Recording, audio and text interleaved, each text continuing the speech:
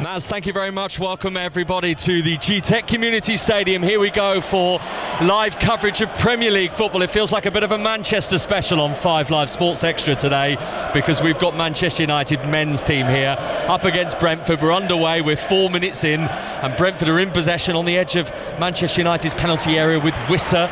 Now out to the right hand side for Brian Mbumo, who has a couple of Manchester United defenders around him. Sent in by Yarmouk up into the air and caught by Altay Bayendir. So the scoreline is Brentford 0, Manchester United 0. I'm Chris Wise. Former Southampton defender Franny Benali is with me. Franny will go through the team news in full in just a moment, but the 2 points of note to make, I guess, early on here, a chance for Kevin Schade that went over the top of the crossbar, and from a Manchester United perspective, they've got their youngest ever Premier League starter in their 11 today, in Chido Obi, the 17-year-old. So what a moment for him. Good afternoon to you. Afternoon, Chris. Yeah, he's got a great game in prospect for us, haven't we? I think once you go through the lineouts, the listeners will get an indication that the priority for Manchester United is certainly the Europa League second leg semi-final later next week. So a lot of changes in the side, and you mentioned one there, Chido Obi, an academy starlet from Arsenal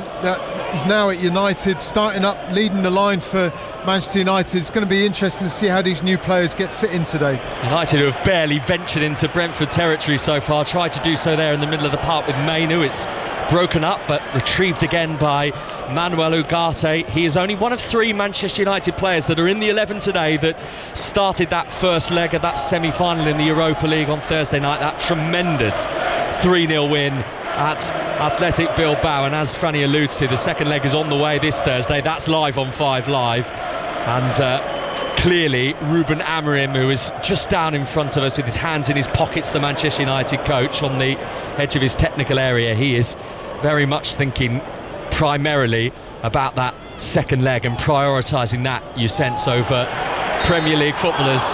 Johan Wissa gives away a free kick on the halfway line. So we've played nearly 7 minutes of this game. Brentford 0, Manchester United 0. So let me give you the team news as Manchester United take this free kick on the halfway line. Flecken in goal. They're unchanged, Brentford, by the way, from that magnificent win on Thursday night, winning at Nottingham Forest by 2-0, which has kept the hopes of Brentford playing European football alive. Flecken in goal, Coyote, Collins, Vandenberg and Lewis Potter in the back four, and then Noorgaard and Yarmouk in midfield, and Bumo, Damsgaard, Schade and Wissa making up that Brentford side. Here is Manchester United's young midfielder Kobbie Mainoo in this very young Manchester United team, third youngest 11 that's ever been fielded today in a Premier League match, which is quite an extraordinary statistic in itself.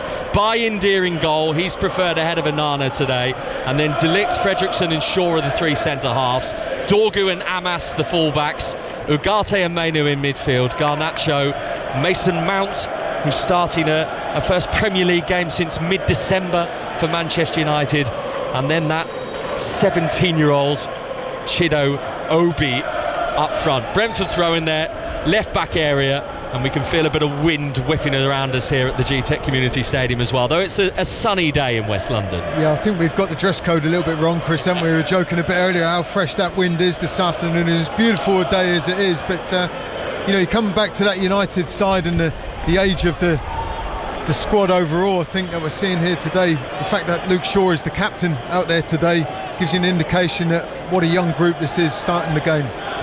So Manchester United 15th in the Premier League table, and it is all but certain now they are going to finish in the bottom half of the Premier League table, which is pretty incredible.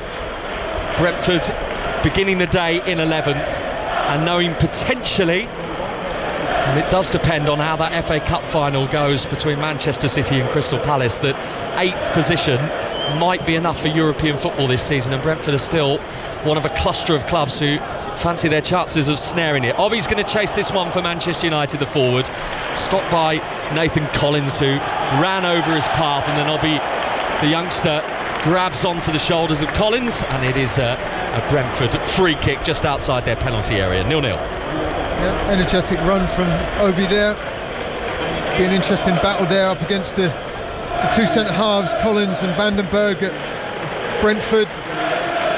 But just coming back to the lineup, Chris. You know, seeing what Ruben Amorim has put out today, Thursday's game against Athletic Bilbao, with the potential of, if they go on to win the competition, looking in the region of around about £100 million worth of revenue, aren't they? You know, the difference that can make between qualifying for Champions League football. So, and we're potentially looking at an all Premier League Europa League final as well, with Tottenham 3-1 lead, I think, from the first leg as well. So yeah, it's exciting week to look ahead to. Yeah, they're off to the Arctic Circle on Thursday, our Spurs, to play that game against Werder Glimt. We'll have that one live on 5 Live for you as well. Busy week of European football. The England manager is here. I'm just seeing on our screen Thomas Tuchel is amongst the watching audience today at the G-Tech Community Stadium with his black baseball cap on and a slightly grey beard, which looks very fashionable actually on him, doesn't he? He's had that trimmed. It's looking very well groomed today, is Thomas Tuchel. It's looking quite cool there in the stand, isn't he?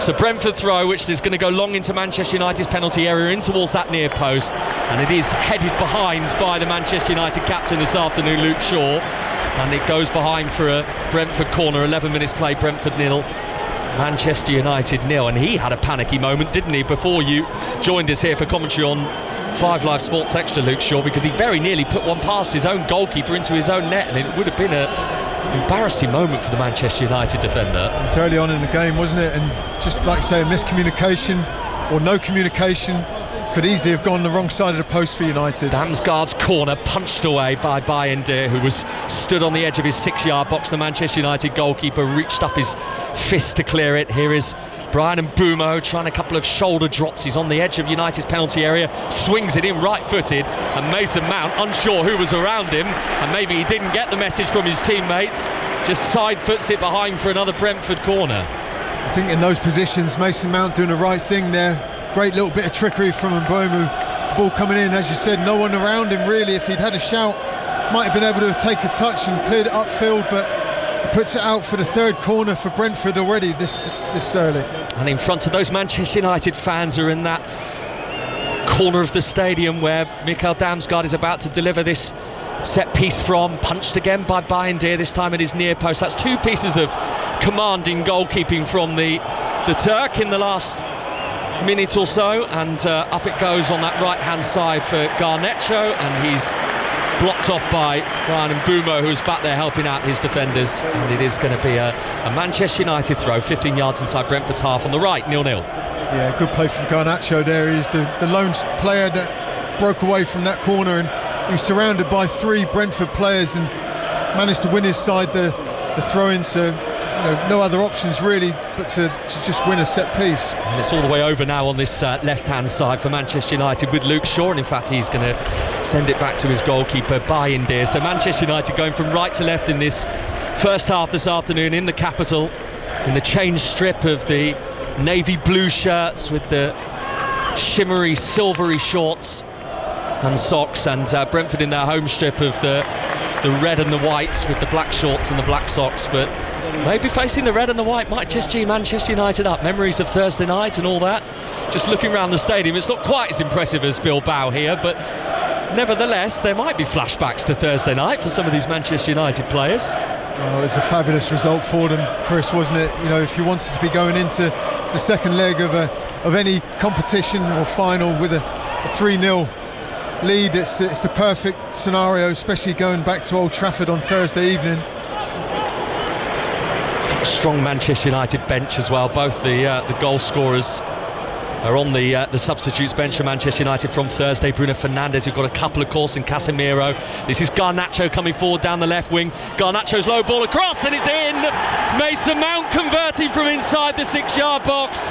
Manchester United score the first goal of the game, and Mason Mount scores his first Premier League goal of the season. He got one here last March, Mason Mount, and finally he's back on the Manchester United score sheet in the Premier League again. 14 minutes played, Brentford 0, Manchester United 1. Good break down the left hand side from United, and it was Garnacho just finding a little bit of time and space. They pick up the ball on the halfway line. It wasn't a great clearance from Flecken, but then the ball gets played into Garnacho, Garnacho. It's the first time delivery across the 6-yard box. He's about 8 yards out, Mason Mount. He's timed his run perfectly, and all he has to do is just side foot it into the back of the net. Brentford defenders just 2 or 3 yards away from him. Perfect start for the visitors. And a little bit like Bilbao on Thursday night, in the sense that United have had to absorb a bit of early pressure, and yet they are the ones that have struck that decisive first blow. Yep, it's a positive start for United. Just what they would have wanted. And it makes it for a good game as well now, because we know how good Brentford can be and how well they're doing this season. I don't think many would have thought at this stage of the season that the teams where they are in the Premier League. But it's a brilliant start for Manchester United. Yeah, so Manchester United leading at Brentford this afternoon here on 5 Live Sports Extra as Ryan Mbeumo reaches the ball. There was a late challenge on Coyote off the ball, but Brentford are continuing. They've got possession. Mbeumo on the right side up against Shaw, swings it in, headed behind by De Ligt. It's a Brentford corner. Brentford 0, Manchester United 1. Franny Benali. Great response from the home side to going that goal down. The supporters trying to do their bit as well, and I think we can see what the season is that Brian Mbeumo's had, the confidence he's playing with, the belief. He's looked dangerous on the ball, he's put some good crosses into the box, and he's just won his side at the 4th corner this afternoon. Yeah, 18 Premier League goals for Brian Mbeumo, which is a quite astonishing statistic. Him and Johan Wissa have been freely scoring. He's the one on the corner, Mbeumo here. And Bayindir stretching, I think he might have got his fingertips to it. No, says Anthony Taylor. Mind you, there's a lot of Brentford players immediately surrounding the referee to say that there should have been a corner, but goal kick is the decision. Might possibly have given a foul there somewhere in the melee of the players. Might have been a little nudge possibly. Don't think there was too much wrong, but I'd agree with you. Bayindir has done well, getting his fist to a number of deliveries into the box already this afternoon. For such a player not to have played, I think it's only one start, is it? He's had? It is, yeah. And it wasn't a particularly good one for him, that match against Newcastle a few weeks ago, because he conceded 4 goals in that game, Bayindir. But he's got the opportunity to impress Ruben Amorim today. And a clean sheet for him so far, but not for Brentford, who are 1-0 down against Manchester United here at a packed house in this particular part of West London. And we've got the very modern floodlights as well, Franny, in the corner of the stadium that are piercing down with their light onto the pitch here. I think they probably are needed today as well, because you underestimate sometimes, even though we can see a bit of blue sky peeking through ahead of us, that it can feel a little overcast in here, and I think the lights are just helping to give this pitch a nice gleaming look. Yeah, the pitch is looking incredible, isn't it? Like every Premier League ground nowadays, Chris. But when I first walked through a little bit earlier, when we arrived at the ground, just looked at the pitch and it almost looked false. It was in that good a condition. So Brentford will be wanting to zip the ball around, set the tempo and get back into this game if they can. But United are just going to be quite content as they are at the moment to just sit in their shape and ask those questions of Brentford. Can you come and break us down now? You know, we've taken the lead. They'll be quite happy with the way the game's gone so far. And we're seeing both managers in the technical area. Thomas Frank making a few notes already. Yeah, your notes are flying all over the place. That's how windy it is. Thomas Frank's got the big notepad out, and you've got your paper, and that's ended up in my lap. I might nick some of those stats. That was a good catch, very good catch. Mason Mount with the goal for Manchester United. They're leading here against Brentford by 1-0, and United in possession with Harry Amas, who is getting an opportunity today from the start for United as the ball goes out to the far right hand side for Fredriksson, who was under pressure from Schade, and actually the young Man United defender touched that out of play, so it's going to be a Brentford throw, and Schade is going to get spoken to, I think, here by Anthony Taylor as well as Fredriksson, because those two had a little push and a shove after the ball had gone out of play there, and Anthony Taylor wants to simmer the tension down. Yeah, I mean, he's having a word with both Schade and Fredriksson, Chris, but I don't think there's much in that. It was just a little bit of a barge, and Schade wanted to get the ball back and take the throw in quickly, but as you said, the referee Anthony Taylor just wants to keep fully in control of this game and just having a little word with both players just to keep things a little bit calm. So Michael Coyote is going to send this in, the on-loan Fiorentina man for Brentford, in towards that near post. It's bounced once, then it's headed away by Kobbie Mainoo for Manchester United, picked up by Ugarte halfway inside Brentford's half. He's been hounded by players, but somehow he's got out of it, Ugarte, and he shifted the ball forward to Mount, and Mount from the halfway line looking to pick out Obi, cleared away by Brian Mbeumo, who was back on the edge of his own penalty area there, the Brentford forward, to strike it away on the half volley. Up it goes to the halfway line for Wissa. Tricky one for him to take on his chest. And Manchester United get possession back again, leading by a goal to nil. Here is Mason Mount, halfway inside Brentford's half with his red boots on, out towards the right wing for Dorgu. Dorgu infield for Mainoo. Mainoo for Mount. Mount backwards to Ugarte. And all of this at the moment just inside Brentford territory. And now they're back in their own half, Manchester United, with Luke Shaw. Yeah, it'd be interesting. I'm just thinking what the Manchester United fans might think of what they've seen so far from their United side. A young team that have started the game well, looked positive, zipped the ball around. They're clearly leading the game with that one goal from Mason Mount already so far. You know, clearly there's a lot of long futures probably in these players in their careers, but they'll be probably looking at this thinking maybe Ruben Amorim might have selected some of these younger players in some of the other games in the Premier League. What we've seen so far this season, the way the season's gone for them. Yeah, and it has been a squad that has been stretched at times, Manchester United's, by injuries as well. And talking of players who are very much sit at the top of that list, Luke Shaw sending the ball back there to Bayindir. Came in against Bournemouth for his first start last weekend in the Premier League for 434 days. It has been a very difficult time for the former Southampton defender. Yeah, it certainly has. He'd be pleased to be back out on the grass, especially leading the team as a captain today. But there was just a moment there, ball got played back from the midfield area back to Bayindir, and he just slipped for a split second onto his front. I don't think there was any real danger of the ball going in the back of the net. There was a long way away from the ball and him, but it was one of those moments that a few United supporters just gasped for a moment and didn't take a breath. Wouldn't want to have seen that ball just trickle past them into the back of the net. No, I noticed, by the way, Ruben Amorim, the Manchester United coach, who is probably about 5 metres in front of us, just down to our left-hand side, he came out earlier with one of those small gilets on, and I know he's now put on that very thick, padded jacket down there, so he's clearly feeling the chill. Well, I think we've had such lovely weather recently, haven't we, that everyone gets sucked into thinking it's that nice, but it's certainly a chilly afternoon here, and the wind is probably could play a little bit of a factor. It swirls around this GTEC stadium, doesn't it, the community stadium, so the players themselves will have to be mindful of that, the way it's whipping around the ground.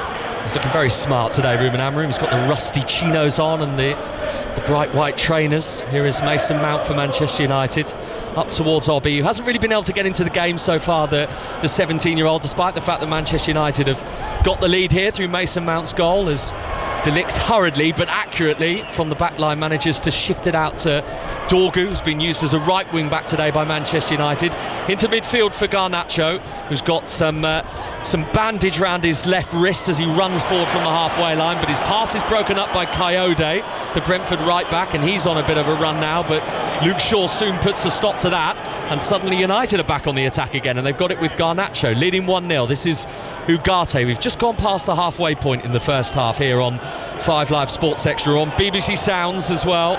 It's West Ham 0, Tottenham 1 in one of the other Premier League games that got underway at 2 o'clock. Wilson Odobert has got the goal for Spurs at London Stadium, and still no goals between Brighton and Newcastle. That's on 5 Live right now, that West Ham Spurs game. You can hear online via the BBC Sport website, and of course we'll have Chelsea against Liverpool as well to come later on 5 Live for you as well from 4:30 at Stamford Bridge. Ali Bruce Ball and Pat Nevin will be there for that one to see the champions, and perhaps a Chelsea Guard of Honour maybe for Liverpool. Oh yes, I've read a few things about Guards of Honours this week, Chris.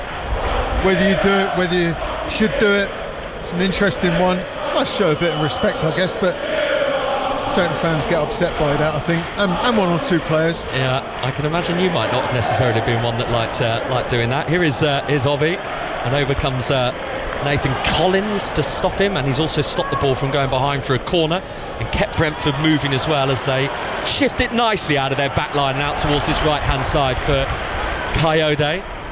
Now towards Brian Mbeumo. Talk unsurprisingly this week about a possible summer transfer for him. I saw Newcastle United's name was very prominent in the press this week. It's not a surprise, Chris, really, is it? You know, him and Johan Wissa have been outstanding this season, 18 and 17 goals respectively. They've had a fantastic season so far. This is Yarmoliuk for Brentford, right-footed cross. It bounced off the back of the head of Luke Shaw. I don't think he knew too much about it, but it did the job as far as Manchester United were concerned. Coyote on the right wing. Brentford in possession and trying to just penetrate Manchester United's final third here as Sepp van den Berg, the former Liverpool defender, sent it out to the left wing for Lewis Potter. Now Schade trying to bustle his way past Fredriksson. Good defending though from the young Manchester United defender, and he's cleared the ball off Schade and got the goal kick as well, and that was in front of the Manchester United fans and they applauded that. In fact, it's a throw to United, it's not a corner, but either way they enjoyed it, the visiting fans. Yeah, for sure, and it's a good little battle shaping up that one this afternoon, I think, isn't it? Schade positive, trying to take his opponent on, but Fredriksson doing well, winning the throw. But they've made a mess of it, Manchester United, and now the ball's in possession inside the penalty area with Wissa, who sent it across the 6-yard box, and Coyote had actually crept in there before Manchester United managed to sweep it clear to this right-hand side for a Brentford throw. 26 minutes played, 1-0 Manchester United. Mason Mount with the goal. And I think, again, this time on his own side, we're going to see a long throw from Coyote, and he can throw it in, by the way. Yeah, they're using that, aren't they, as a bit of a weapon here, you can see it. Yeah, most definitely. He's more than capable of reaching the near post, if not further. So Brentford going to left to right as we view it with this throw with Coyote in towards Schade, headed away by Mainu. Coyote jumps and then it's flicked towards goal, it's in! Mikael Damsgaard claims it. By Indir beaten. I think there was a deflection that made it almost impossible for the Manchester United goalkeeper to keep it out, and there is the Brentford equaliser from one of their players of the season, but mainly because of his assists.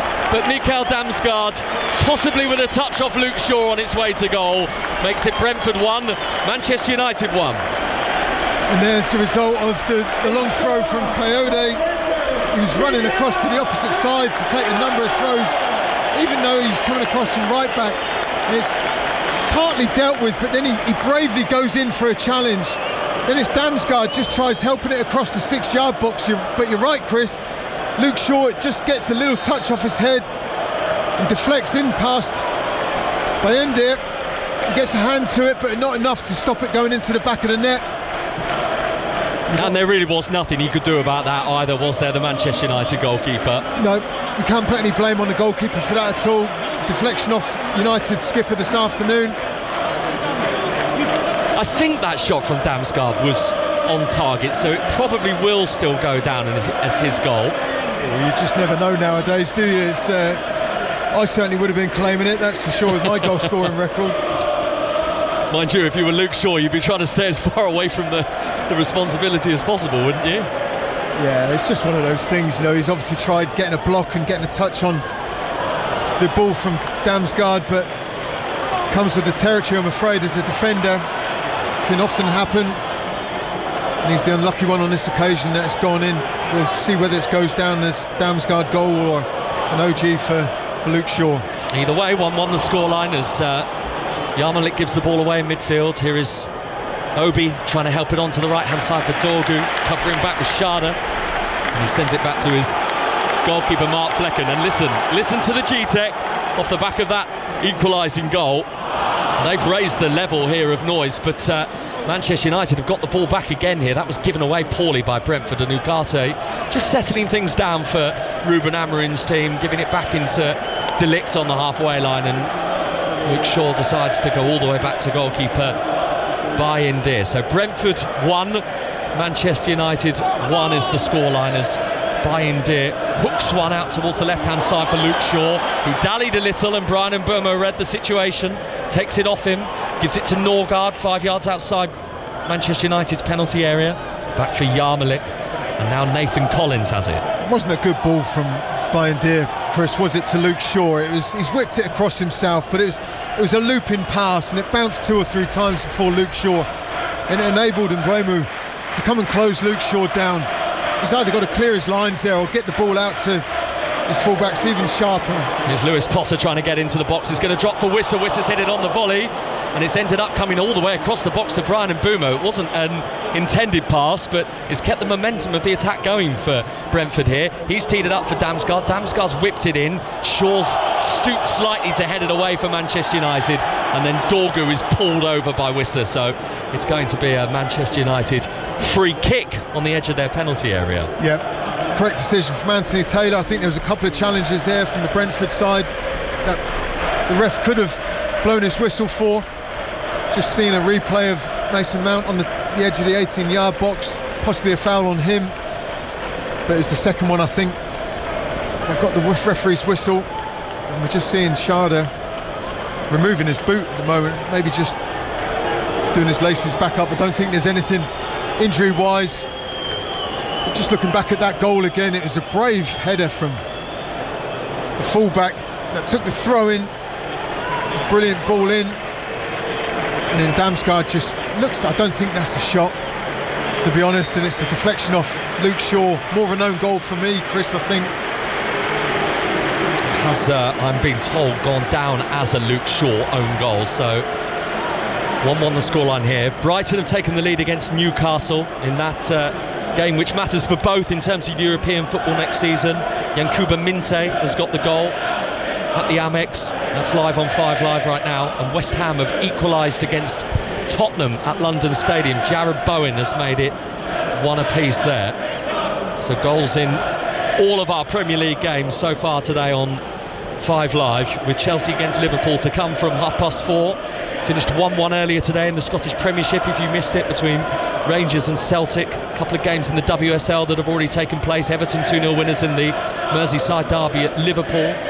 And Manchester United against Manchester City finished 2-2, which you may well have heard earlier today on 5 Live Sports Extra, as Obi and Collins coming together on the halfway line. Bit of a tussle between those two before the ball breaks to Lewis Potter, the Brentford left back, and he gives it across the edge of his box to Collins, and Collins goes back to Mark Flecken. Match of the day tonight, match of the day 2 from 10:30 on BBC One and the iPlayer. Got the women's football show as well, if you're in the market for that, from 9 o'clock on the iPlayer, and you can keep your eyes open. 11:45 tonight as well on BBC Two, so we'll round up everything that's happened in the WSL today in that. Here come Brentford with Norgard from the halfway line, out to the right hand side for Coyote, closed down by Garnacho, so he just has to move infield with the ball to Yarmolik, who very quietly has gone about his business this season for Brentford. The young Ukrainian midfielder, really well thought of by Thomas Rank. And Mbeumo up to the edge of the penalty area for De Ligt, who made the challenge. It breaks free for Norgard for Brentford. 1-1 the scoreline. De Ligt's holding his leg. He wants Brentford to stop. They're not going to stop. Norgard chipping it in. Sharda's header. 2-1 Brentford. Kevin Sharda guided it past Bayindir into the corner. And Brentford had come from behind to lead Manchester United. Sharda's having a great few days. Scored against Nottingham Forest on Thursday night, and now won on this Sunday against Manchester United. Several United players around Anthony Taylor to complain about the fact that he didn't stop play when De Ligt was on the ground, but it was a leg injury, it wasn't a head injury, and Brentford got on with it, and they scored it, and they lead the game 2-1. It's just going to be interesting to see how many of the Manchester United players almost stopped, thinking the injury to De Ligt, that Anthony Taylor should have stopped play, but as you correctly say, it's a leg injury, it's not a head injury.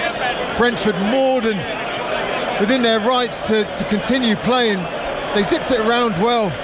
The initial injury, I think, came with a little bit of a challenge to De Ligt when he went to try and win the ball in a tackle with Wissa, but they carry on, Brentford. The ball gets chipped up, and then Kevin Sharda at the far post rises above his opponent, and it's a fabulous little downward header into the back of the net. Beautiful team goal from Brentford. 2-1 to the home side. What a leap that was as well from Kevin Schade.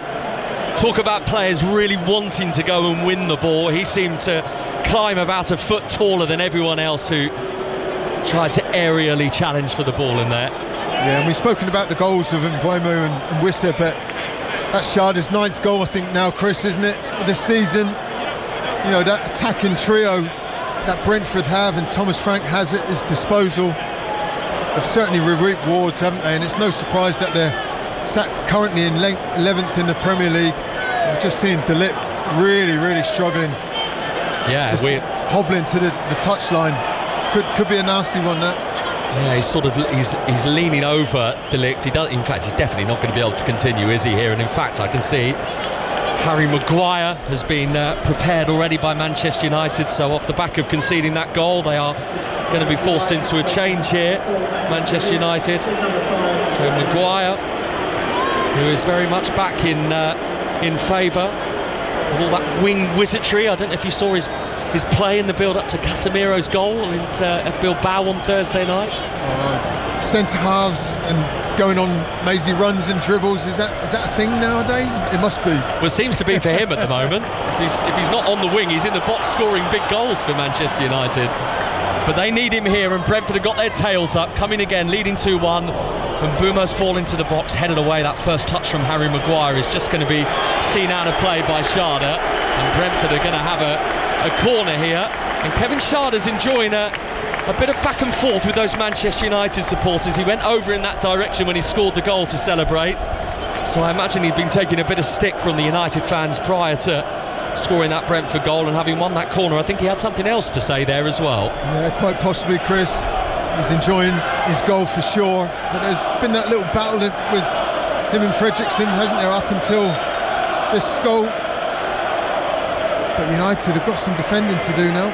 Yeah, they look a bit shaky. Damsgaard with the ball in, caught by Bayindir in all green with the splashes of yellow down the front of his goalkeeping jersey, and then he bowls it out to this left-hand side for Harry Amas, who is making his 5th Premier League appearance for Manchester United today. And there's a foul on Garnacho. Norgaard's just zipped the legs from underneath him. So Manchester United free kick halfway inside their own half on this near left-hand side, and we have got 7 minutes plus stoppage time left of the first half here. Yeah, the first half's gone really quick, hasn't it? Decent game of football here this afternoon, but Brentford shut down so well at times, don't they? There's occasions where United just take that little bit of time on the ball at the back, zipping the ball around a little bit slower than maybe what they should do, and Brentford just latch on to the players and put them under real pressure in their last third.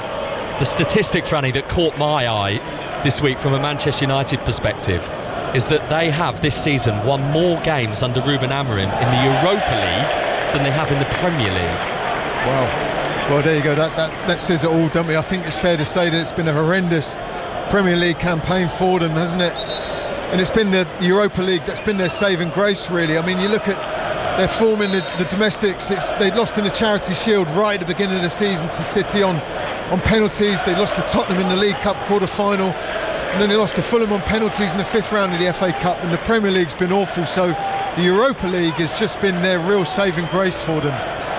Thursday night is when Athletic Bilbao head to Old Trafford, which will be live on 5 Live. Make sure you join us for that, and for Bird Glimt against Tottenham in the other Europa League semi-final. We'll have Arsenal in Paris this week as well in the Champions League for you on Wednesday evening too, as Bayindir clears the ball out of play, the Manchester United goalkeeper. Not that he intended to put it out of play for a Brentford throw, and they've shifted it along quickly, Thomas Frank's team. Lewis Potter and Schade trying to combine. Schade went for the back heel to try and get it back to him, and the ball bounces out of play.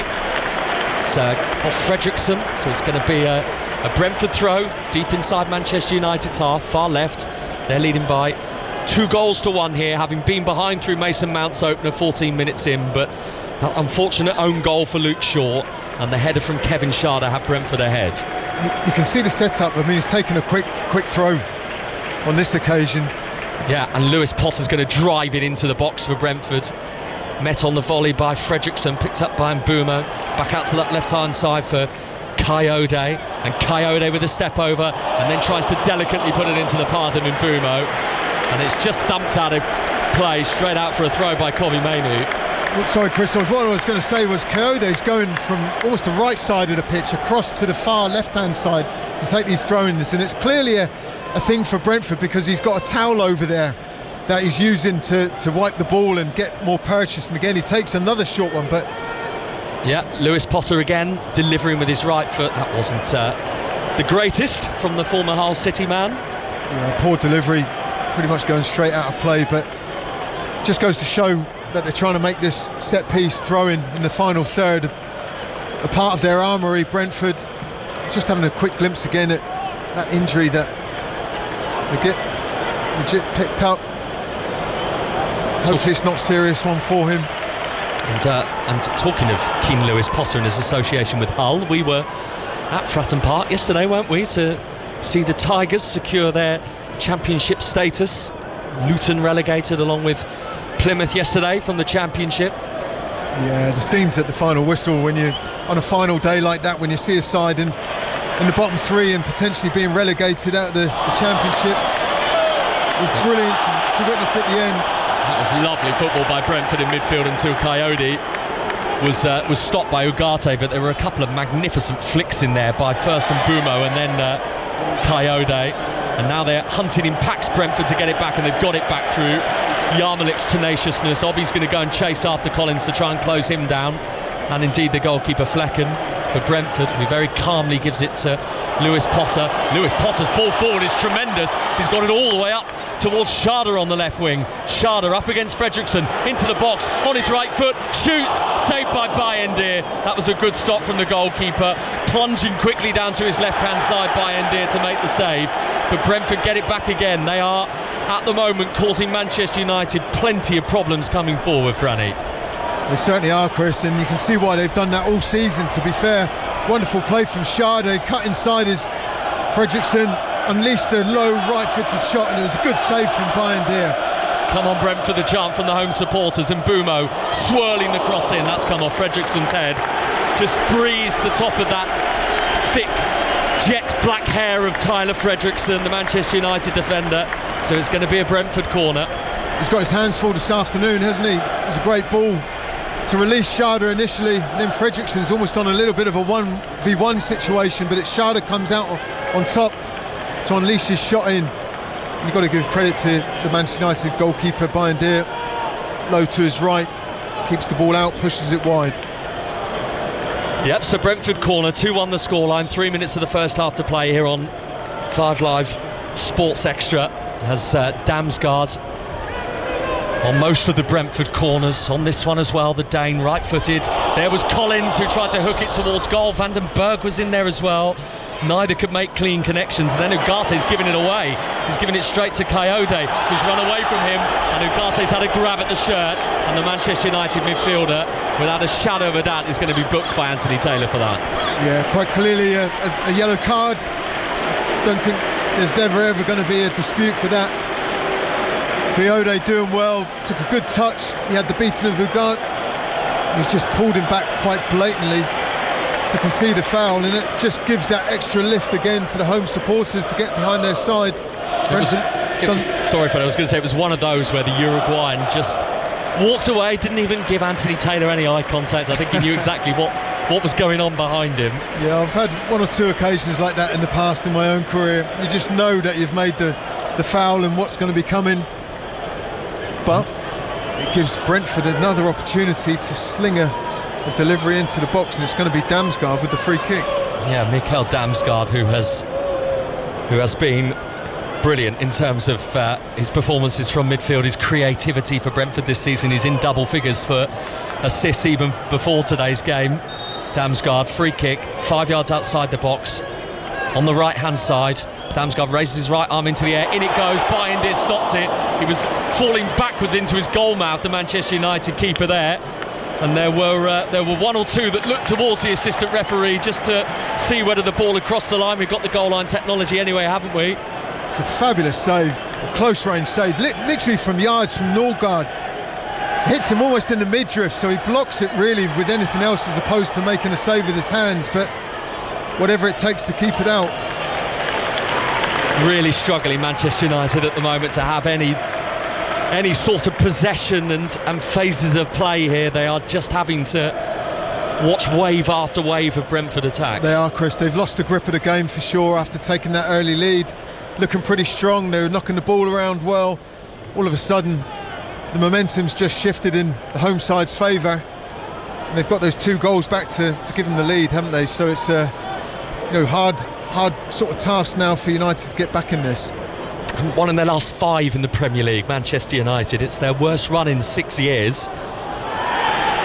It's not gone without a victory in 6 Premier League games for just shy of a decade. So that's potential on the line here for Manchester United, unless they can turn this game around here. Trailing by 2 goals to 1, as Fredriksson gives it back to Bayindir, who very quickly has sent that back to Amas, who didn't take his eye off the bounce of the ball. I mean, it wasn't the greatest pass to him from Bayindir, but nevertheless it's gone past the youngster and out for a Brentford throw. Yeah, and you'd imagine sort of like players of this quality would be able to deal with that, but Amas, his touch wasn't great and it went out for a throw. 3 minutes of stoppage time has just been indicated by the 4th official down in front of us, Sam Barrett. So a Brentford free kick here as well.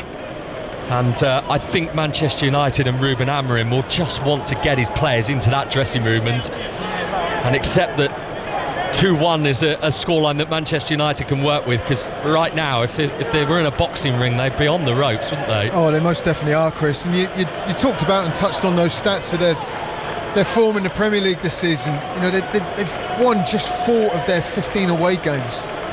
It says it all, doesn't it? I mean, their league position, currently sat 15th. It's crazy, really, to think that they are where they are in the Premier League. Trailing here against Brentford, who have got a free kick from the right. Damsgaard sends it low this time, and it's bounced loose before it's picked up by Mason Mount, who's running towards his own corner flag on this near side, and then Harry Amas with a clever touch. Damsgaard stripped him, and it is a Manchester United free kick. So 2-1 to Brentford here, still 1-0 to Brighton against Newcastle, which is our game on 5 Live right now, and West Ham and Tottenham is 1 apiece at London Stadium. Both those games approaching half-time. West Ham against Spurs is available to listen to on the BBC Sport website right now, and we will have for you a little later on today some Super League rugby for you, the last game of the Magic Weekend here on 5 Live Sports Extra. Castleford against Wakeford, and on 5 Live later as well. If you're into your F1, make sure you're with us from 8 o'clock, because we've got the Miami Grand Prix to come tonight as well. But Brentford might have been a bit slow off the grid today, but they've been flying around the track since that equaliser, haven't they? Oh, nicely done, Chris. I like it. Connecting the 2 sports, Premier League and Formula 1. How much better does it get? And what about Manchester United? In the pits, I think, at the moment, in many ways. Here's Ugarte. Now Mount. Back on the halfway line is Fredriksson. We're into the final 30 seconds of this first half in terms of stoppage time, as Dorgu gives it short to Ugarte. And now forward by Fredriksson down the right wing for Mason Mount. Lets the ball run past him. Mount takes it in his stride, right-footed. Garnacho, he's fluffed his chance. No wonder he's put his hands immediately up to his face, Alejandro Garnacho, because he just took his eye off the ball at the crucial moments and missed it. Well, there's probably not going to be many opportunities for somebody like Garnacho to get an attempt at goal. It's a good breakaway and cut back down the right-hand side for United, and he, as you say, just completely fluffed his shot. Mainu trying to cross it into the box. Amas is going to leave it. It's behind for a corner, but I don't think they're going to have time to take it. They're not. There's the half-time whistle. A few disgruntled looks towards referee Anthony Taylor there from the Manchester United players, who don't get the chance to have one final attack at Brentford's goal in this first half, but they haven't really, since that opening goal from Mason Mount, been anywhere near Brentford's penalty area. Mount's goal giving United the lead 14 minutes in, but then the own goal from the luckless Luke Shaw after Mikael Damsgaard effort took a deflection off the Manchester United captain, and then Kevin Schade with that header 6 minutes later, giving Brentford a 2-1 half-time lead. Franny Benali.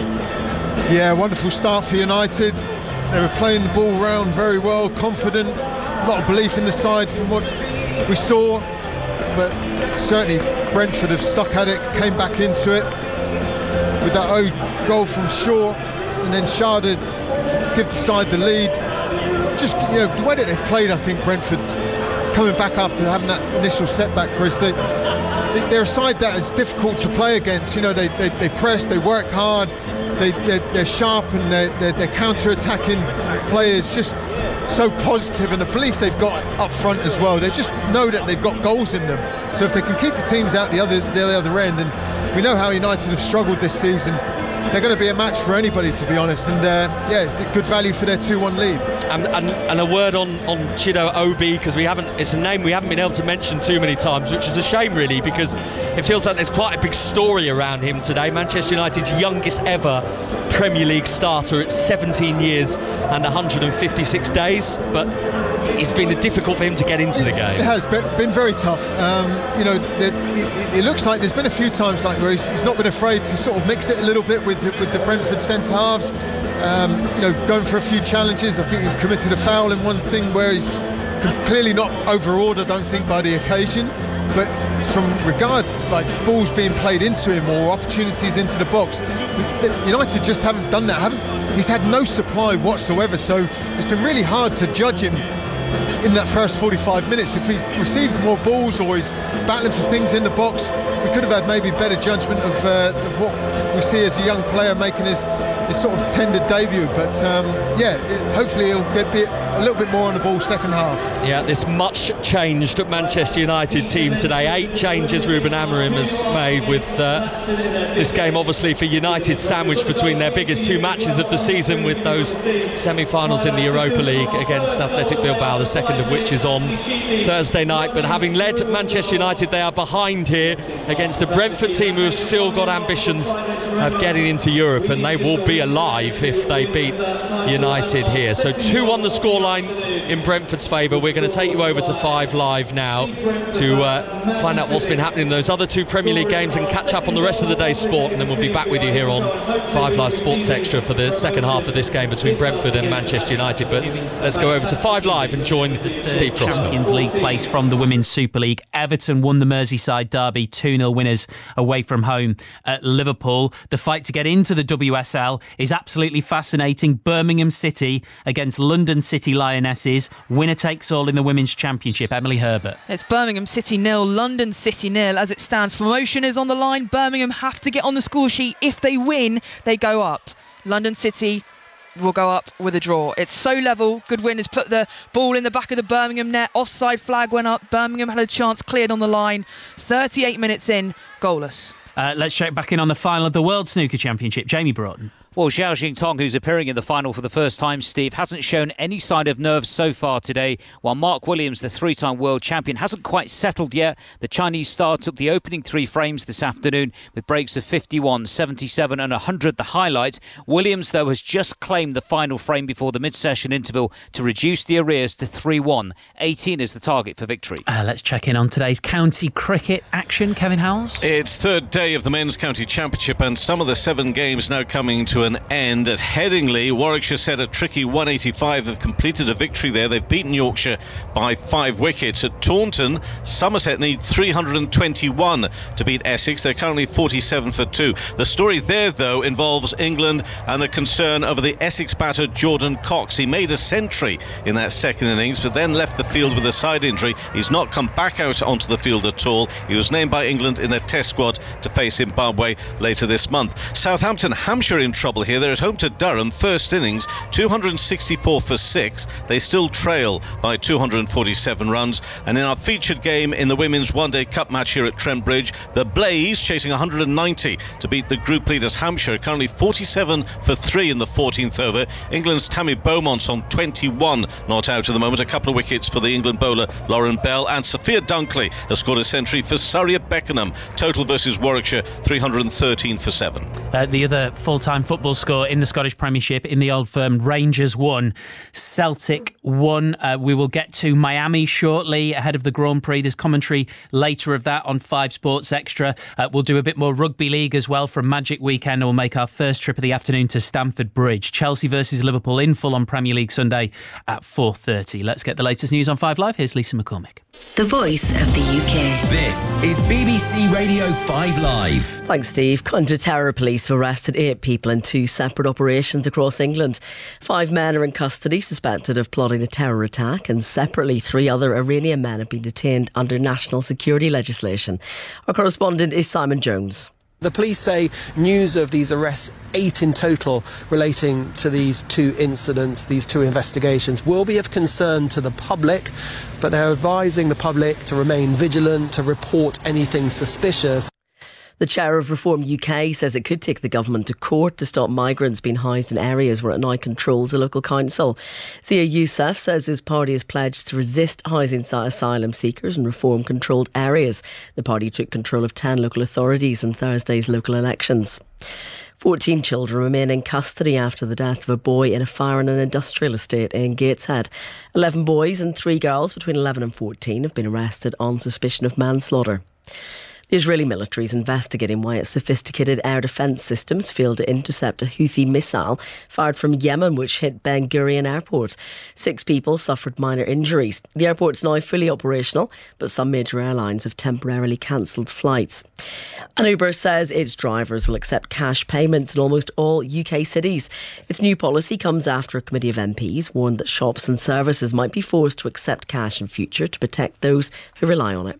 The Champions League on BBC Radio 5 Live. Dembele with a shot, it's in! PSG have an early lead! On Wednesday at 8, PSG versus Arsenal. The margins are so small, we have to go to Paris and win the game. And on Thursday at 8, the second leg of the Europa League semi-finals. On 5 Live, Tottenham travel to Norway to take on Bodo Glimt. And on 5 Sports Extra, Manchester United host Athletic Club. Listen live on BBC Sounds. This is 5 Live Sport with Steve Crossman. Listen on BBC Sounds. Brighton leading Newcastle by 1-0 at the Amex. Second half commentary on the way here on 5 Live. Brentford 2, Manchester United 1. You'll get the second half of that on 5 Sports Extra. West Ham and Tottenham level at 1 apiece. That one available on the BBC Sport website and app. We'll take you to Stamford Bridge shortly. Chelsea-Liverpool in full on 5 Live at 4:30. The biggest race of the day at Newmarket. Second classic of the flat racing season. The 1,000 Guineas on the way at 3:35. John Hunt will be watching. And it's always great in sports, Steve, when the main protagonists boast unbeaten records. That's what we've got this afternoon in the Guineas. Desert Flower 4 from 4 last year up against Lake Victoria, unbeaten in 5 starts from Aidan O'Brien's powerful stable. They're the 2 main ones in the Guineas. News from earlier on today as well, Steve. Cinderella's Dream, winner of the Dahlia Stakes by 4 lengths. She's going to have the Breeders' Cup in November in Del Mar in America as her main target of the season, whilst Falakea ran out a very easy winner of the Pretty Polly Stakes. Her trainer Owen Burrows has just exercised some caution about whether or not she'll run in the Oaks or not. They doubt whether she'll stay the 1.5 miles, so they may keep her to 1.25 miles, and the French Oaks as an alternative. Thank you very much, John. Let's take you back to St James's Park. Full time in the first of 3 games on Magic Weekend. Matt Newsom.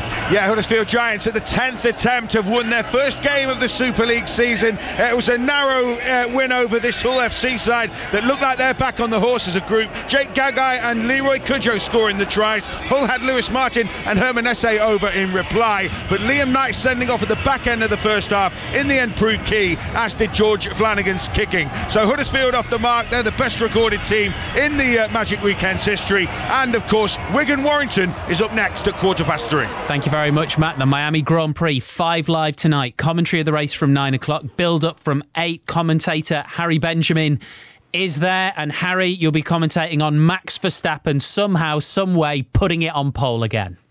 Always, never rule him out. What do we say? Week in, week out. He's done it again. He put the lap in and got pole position. He'll have Lando Norris alongside him. Norris riding high, returning to the scene of his first Grand Prix victory 1 year on. But of course, he also took the win yesterday in the chaotic sprint race. There is a bit of rain around today as well, which may cause an impact.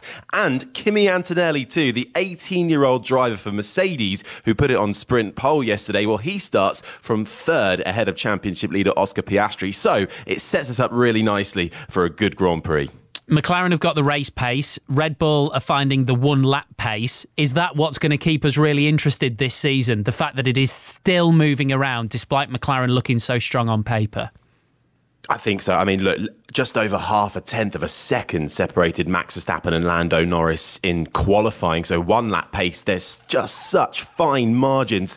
I think what Max Verstappen and Red Bull might be a little bit concerned about today is we still obviously have the high temperatures here, which can affect how you keep your tyres in shape. And the Red Bull, while it's not drastically bad on its tyres, the McLaren is absolutely sublime. So that's what's going to give Norris and the likes of Oscar Piastri the advantage here. Max Verstappen also on his own up front, his teammates all the way back in 10th. The two McLarens have the advantage of being able to work together against Verstappen. And if you look back at Japan, where he was ahead, you couldn't overtake. Well, here you can overtake a bit more. So there are opportunities to lie ahead for the two McLaren drivers against Red Bull. Thank you very much. So Harry, Jenny Gow, Andrew Benson and Damon Hill, your team on 5 Live. Build up from 8. The race starts at 9. Let's go to Stamford Bridge next. Commentary at 4:30 in the Premier League. Chelsea looking to continue their chase for Champions League football against Liverpool, the champions. And Ali Bruce Ball, if I was, chipping into the old glossary on the commentator's view, after the Lord Mayor's show. Yeah, I mean, it's a 4-game victory lap for Liverpool now, isn't it? So starting today, 15 points ahead of Arsenal. The Liverpool fans will definitely enjoy their afternoon here. They've got a very good record in recent times at this stadium. It remains to be seen, doesn't it, Steve, in terms of team selection and level of performance, what we're going to see from Liverpool. But make no mistake, massive game for Chelsea. Starting the day in 5th, Newcastle behind at Brighton at half-time. Level on points with Nottingham Forest, who play tomorrow. Chelsea in the run-in, go to Newcastle and go to Nottingham Forest. The motivation should be all theirs today, so we'll just have to see how it plays out. Pat Nevins alongside Ali for commentary. Afternoon, Pat. Good afternoon. It is a funny thing, motivation, isn't it? Because it's not a character flaw. We were talking about this a little bit earlier. To have your motivation just dip slightly when you've just won the Premier League. Well, it's kind of normal. I mean, people always say, you lift yourself for the big games. Yeah, well, you try to. Yeah, but you can't keep to that level all the time. Nobody actually can. It's weird to think of it. But I still don't think you're going to, cliche alert here, see a phone-in from Liverpool stroke Downing Tools stroke a day with flip-flops instead of football boots. I think they're going to go for it as much as they possibly can. We will see a lot from the team that Arne Slot picks and puts out here. But I think the big thing that Liverpool have got to go for, we know what Chelsea have got to go for, it's Champions League football. But Liverpool, they have got 96 points they can possibly reach. They'd love to get to that to show that this is one of the great league campaigns. So they'll try to win for that as much as anything else. Thank you very much, you two, Pat Nevin and Ali Bruce Ball inside Stamford Bridge. We will be there. We'll all be together on 5 Live at 4:30 for full commentary of that. Right now, you've got a great choice of listening. So Brentford 2, Manchester United 1, second half about to get underway. Commentary right now on 5 Sports Extra. West Ham and Tottenham level at 1 apiece. That is about to get back underway. I can see the players in the tunnel there at the London Stadium. BBC Sport website and app for that. Here on 5 Live, ready to go at the Amex. Brighton leading Newcastle by a 1-0. Danny Gabidon is with John Akers. Thank you very much, Steve. The Newcastle players are out for the second half, much like on a Sunday league when they send them out early. They send them out. That's exactly what Eddie Howe has done at the start of this second half, with Brighton leading by 1-0. And yesterday I was enjoying a cold pint of something on the beach in Devon, and today myself and Danny Gabidon we've just put our gloves on.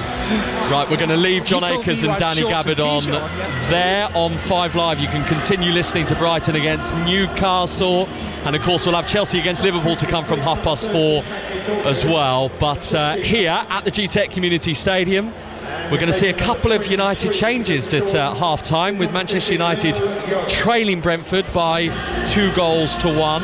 So that is Lenny Yoro, who is coming on for the Manchester United captain, Luke Shaw, who scored an unfortunate own goal in that first half.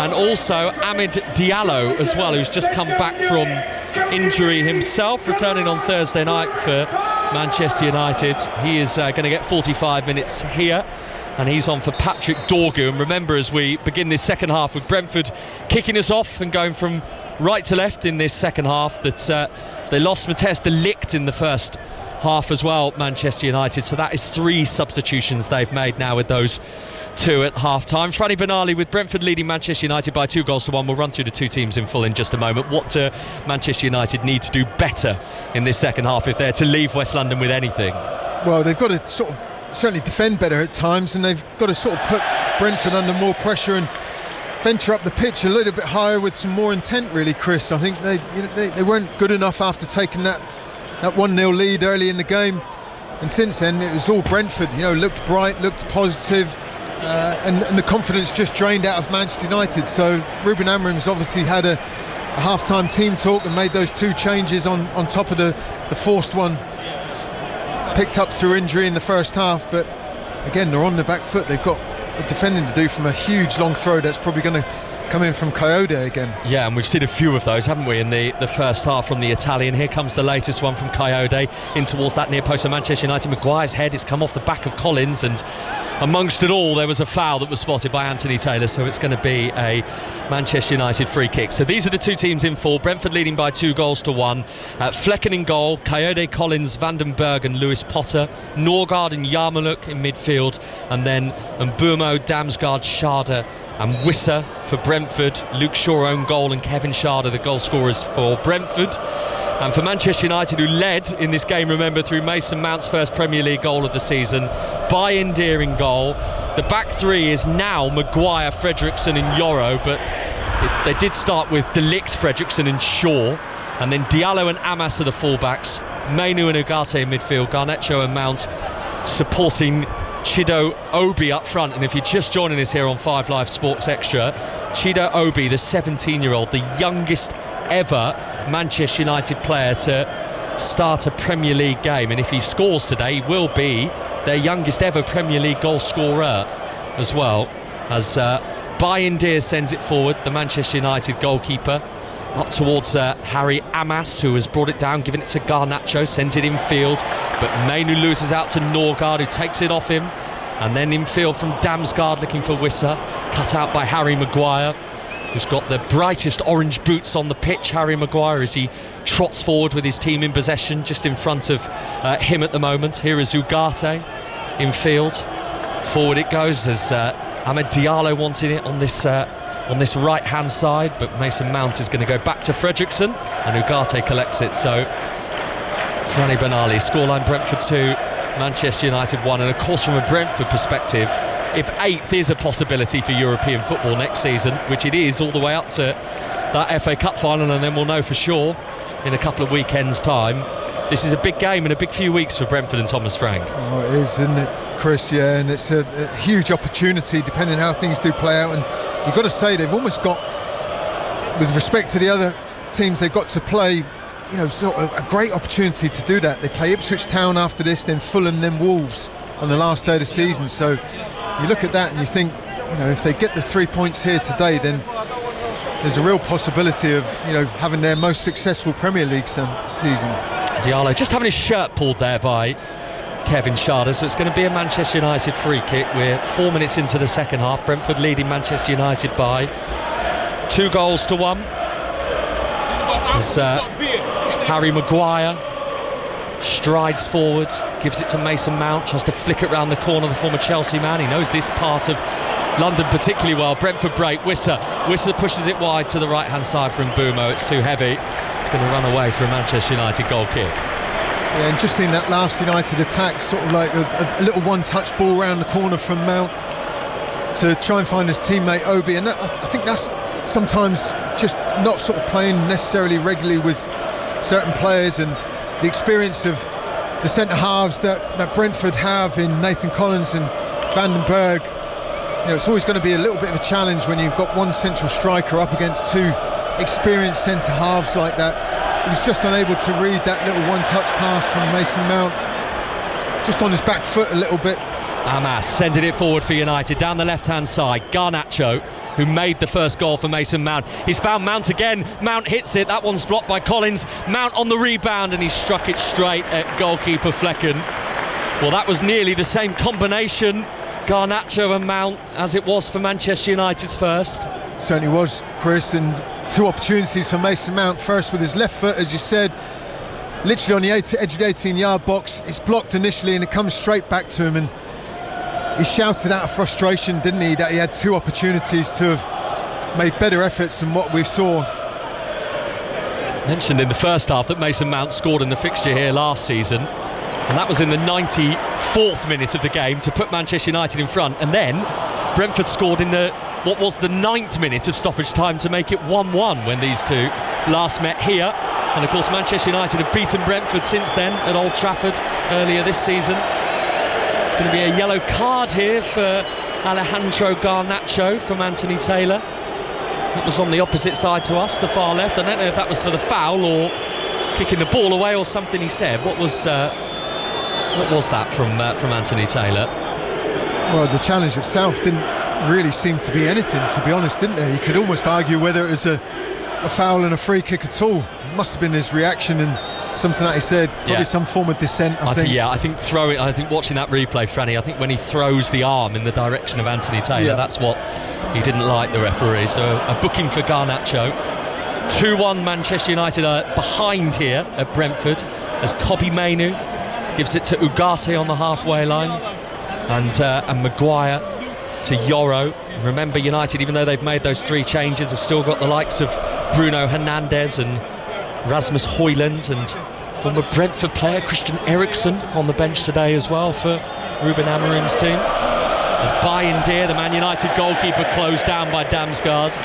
It was almost as if the Brentford fans were urging their team to go and shut down Manchester United's Turkish goalkeeper then. Well, they know what their team's capable of, the supporters, Chris, and that's what, you know, surprises me at times, when teams almost play into their hands doing that, you know, just knocking a few passes around, not as quick as maybe what they should be doing at times. And as soon as it went back to Bayindir, Damsgaard just leapt on it, didn't he? Shut him down really, really quick. They're so good at doing that, Brentford. Chelsea against Liverpool to come from 4:30 on 5 Live today in the Premier League, as United bring it forward from the edge of their area with Ugarte, who uses his strength well. Manuel Ugarte gives it to Kobbie Mainoo. This is Harry Amas, who is playing as a left wing back for Manchester United today, the England under-18 international, who they signed from Watford back in 2023. It's out for a United throw, far left-hand side. They're going from left to right in this second half, so essentially towards their bank of supporters who are on the opposite side of the ground to us in the one corner of this G-Tech Community Stadium. Here's Ahmed Diallo having a run at Lewis Potter. He's got away from him, he's tumbled in the box, and Anthony Taylor wiggles his finger in the direction of Diallo. Not that he was asking for a penalty, the Manchester United man. It's a goal kick. Yeah, it's a shame really, because I think he did so well at getting past this marker, and it was right on the touchline, wasn't it? And then he just almost probably run out of space a little bit. His feet were just a little bit behind the ball before he went to ground, and Anthony Taylor was literally just yards from it, so he had good sight of it. Certainly no appeal, any real appeal looking for a foul or a penalty, but a positive start from Ahmed. Yeah, and positive from a United perspective that they got him back at all, having missed the last 3 months with an ankle issue. Ahmed Diallo came back to come off the bench on Thursday night in that first leg of their Europa League semi-final.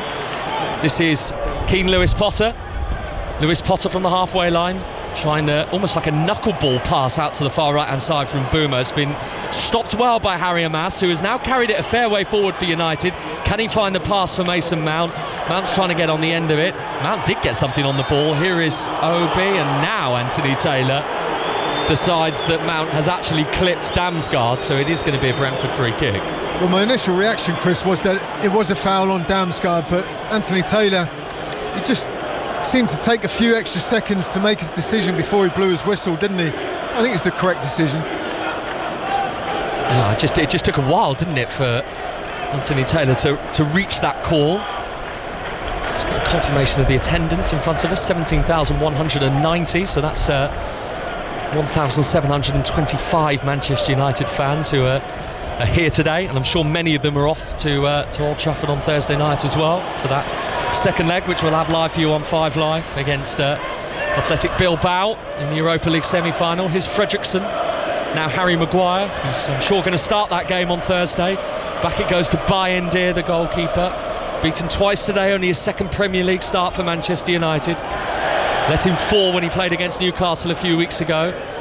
Now Garnacho trying to toe poke it forward, blocked by Coyote for Brentford and picked up by Collins, who gives it short to Damsgaard. On the far right wing is Mbeumo, back with Damsgaard with the receding hairline, and he goes to Van den Berg and into the feet of Collins as Brentford sweep it across their back line out to this near left hand side for Lewis Potter, who's been used quite frequently by Thomas Frank as a left back, despite being a player that naturally, at least in the earlier part of his career, was a more attacking player. I know there was a great story, Franny, about when Lewis Potter found out he was going to be playing as a left back for Brentford. He said he got a shout from Thomas Frank to come and see him in his office, and he thought he'd done something wrong, and when he walked in, it was only the fact that Thomas Frank wanted to talk to him about a changing of position.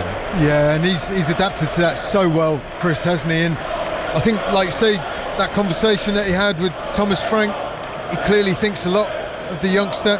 Well, he's 23 years old, but I call that young by my standards. That is young. No, that's young. And signed a new deal in January, didn't he, to take him up to 2031. So clearly a part of Thomas Frank's and Brentford's plans in the future.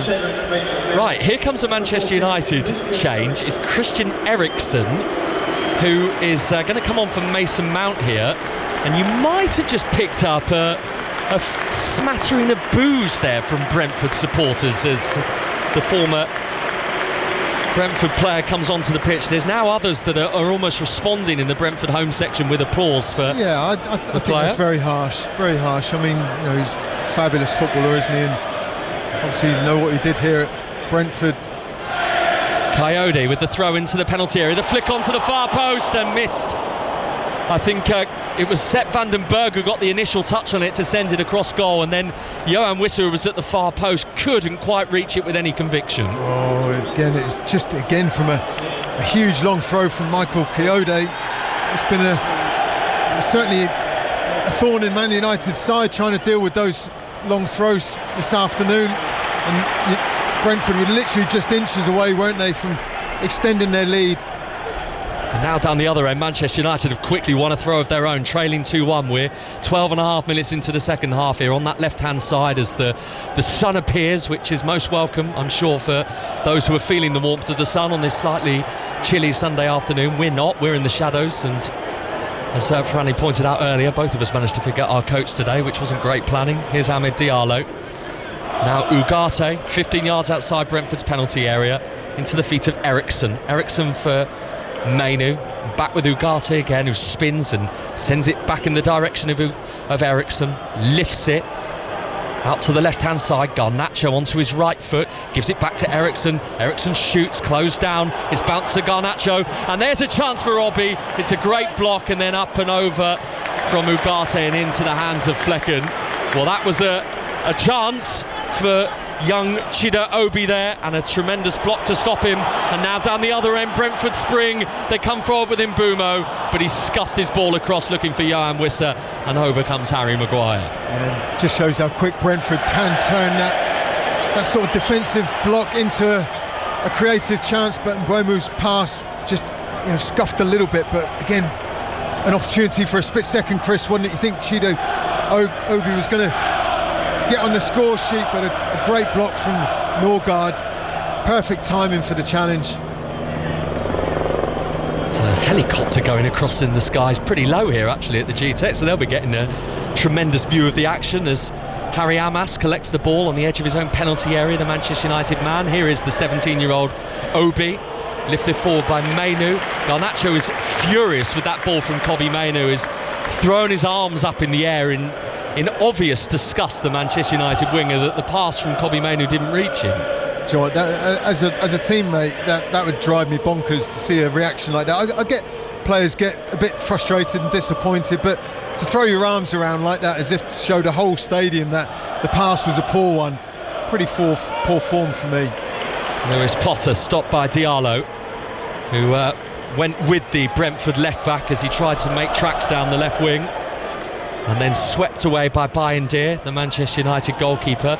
2-1 Brentford lead here against Manchester United, but remember, Ruben Amorim's team were ahead in this game, and he is down in front of us on the edge of his technical area as Eriksson puts it into a space for Garnacho to chase.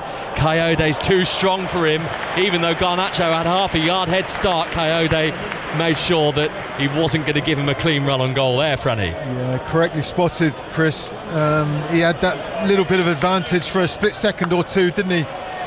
But the strength and pace of Michael Coyote just got him back goal side and able to see the danger away. But for a split second you thought Garnacho might have just had the legs on him. I think Brentford do have the option to buy Michael Coyote at the end of this loan spell from Fiorentina. Yeah. He's only 20 years old.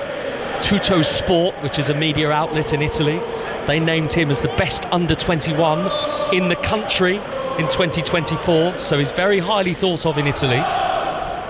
Certainly seems to be, and he's had an impact here today, hasn't he, for sure, for a youngster 20 years of age.